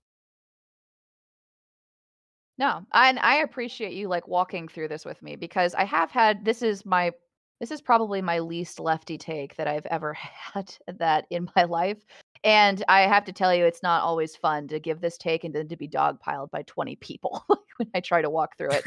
Like, No, so, no. yeah, but, I do Try being a think that libertarian. You get dogpiled for every take. I just think that, like, there's something, like, really insidious, and so this is like this is maybe a topic for another day. I actually have to just so thank you. First of all, thank you very much, Scott, for talking to me. Thank you, Prime, for hosting the panel. I do have an obligation at 8:30 to, I believe it's 8 or 8:30 to Yeah, go we can on get to out of here. We can get out of to here pretty soon. That's fine. yeah I got to get yeah some dinner anyways. Yeah, so, like, let's say maybe until 8 o'clock just to make things clean, Prime. Yeah, Is that okay? Yeah, okay. Yeah, is but I Prime will even here? Yes, I don't know, I'm here, obviously. okay, it's good to verify, okay. Uh I will tell you though, like I am sort of I have been very disturbed at like some of the responses that I've had to giving this take where people will say, "Yes, you have the right to somebody else's mind. Of course, we have the right to tell people what to think or what to believe. You know, we do this with public education." I've heard I've heard that those types of responses so many times, and I find them to be like a huge overreach and to be deep. It unironically kind of Orwellian when I hear people like give that type of response. I've never liked it, I've never appreciated it. Um, and, I don't even know where I was going with that. I just wanted to thank you for helping me walk Why? through Yeah, that no, particular I aspect of it. appreciate it. I want to walk through that a little bit, just for a Okay. second, just here at Yeah. the end, because I think it connects to everything else that we're saying, which is you have a moral intuition that there's something wrong with your body being owned, with your mind being owned, at least, right? You have a moral intuition somewhere in you that like these things aren't okay no matter what you say. And I have attempted to offer one of those arguments where that moral intuition comes from. I think it's cognitive bias. That's what I think it is. I think when you hear somebody from the left being consistent with the same principles that you hold, you go, holy fuck, that's monstrous. To say that you own the mind of people, that you can re educate people to be the proper citizens they ought be. And you go, but isn't the social contract theory this voluntary kind of thing? Like, how are we voluntarily a part of something when the state has the right to come in and mind control me? What consent is even there? I think what you're seeing is the beginnings of those kind of cracks in the philosophy. Maybe it's presumptuous of me to say it. Maybe it's paternalistic and kind of patriarchal to be talking down to the feminists and be like, well, let me mansplain where this is coming from. But ultimately, I think that's what it is I think that there is a cognitive bias that shows that deep down, you know, you have a right to who you are and your body and your mind. And that if people try and take that over and control that for the greater good, that there's something deeply evil about that. And yet, you're affirming a system that says that that's okay so long as it's not too bad. And I think that's why it's disturbing you. Because the lefties, the super lefties, they'll bite the bullet. They'll go, yeah, nature is coercive. Man is evil to his core. Man needs to be re-educated so that he Mhm. can obtain class consciousness, so that he Mhm. can understand that capitalism is a myth bred Mhm. into him, etc. So and again, I've admitted that this is a flaw, at least like when I like get into conversations, like and get in, even into debates. It's that admittedly a lot of like what I argue, like on a very foundational principle, it is based in moral intuition. It's not I don't know if I can always like meta me I don't know if I can always completely justify it, but that is something that I Mhm. use to guide me. But I'll be frank with you, Scott, and maybe this is not the best note to end on. This is sort of part of the reason, like, why I don't know as and you can blame it on bias as if you want, why my moral intuition steers me away, in a sense, from libertarian ethics, and that would be that my concern so you can call it as lefty as you want, but my concern isn't really, like we can say marginalized groups, but that's not really what I mean. My main concern are groups of people in society that legitimately I think do not have agency. And it seems as though we do have a moral responsibility to these people. And without there's some presence of a state, that there's some presence of collective responsibility, some of these people who did not ask to be here, like children, people who are mentally Mm. disabled, people who genuine, or even people who are simply psychotic and do something without realizing it. These are people who it seems morally intuitive that we have a responsibility to these people, to people who legitimately I agree. can't make moral Isn't decisions, who are here beyond their decisions. I And agree. and it seems as though, like from a libertarian ethics perspective, that these are people who ultimately, one way or the other, fall through the cracks. Like they are No. people who, yeah. I would say this. I would say this to in some, just as a little quick thing to that. I agree. Right? Like when I see the poor, the impoverished, the mentally challenged, I think to myself, God, we've got to do something to help these people. it's not an altruistic feel from me, right? It's that I don't want to live in a world like that. Like even in my own rational self-interest, I don't want to live in a world where these people are left aside, that they're harmed or that they're not taken care of. Especially once I realize that one day I'm going to be old and I'm going to have to live in a world where they have the power. And when they grow up, are they going to remember, like my generation does, how much the boomers fucked them? Are they going to care about me? Or are they going to build a society that can I build a society that lasts if I don't take care of the next wave of those that are to inherit said society? The difference I would say between us and the statists is that the state uses violence to try and force people that don't want to take care of these people to take care of them. And I can't imagine a worse thing for those without power. I can't imagine children or the elderly or the mentally deficient being forced by the government, threats of violence, to take care of children they don't want, parents that hate their children, or caretakers and parents that are have to take care of grandma because no one else will take care of them. They despise and resent them. And, maybe gain Munchausen's or Munchausen's by. I can't imagine that being the best solution. I would far, far rather shitty people that don't want to take care of their kids be freed to abandon them so that people that actually want to take care of them, so that NGOs and programs can do that. And instead of having 50 or 60% of all wealth generated in the US stolen by a government that squanders our money on bullshit projects, if we could have that money back so that we could spend the money as a community to actually take care of people, these people would be helped instead of harmed. And that's one of the major reasons why I'm a libertarian, not one of the things that keeps me from being one. Interesting. I don't know if I'm completely sold, but Scott, thank you so much for your time. This is a really good conversation. I enjoyed it. I hope that you did. Prime, you didn't really Yeah. say a whole lot, but I hope that you enjoyed being here, at least your I, profile picture below us. I didn't have to say a whole lot because you guys, Scott was on his best behavior. So that was, it was really nice. There's a difference between a 1v1 convo and a panel of 9 commies. Indeed. Fair enough. Fair enough. But yeah, I really love this conversation. It was fantastic.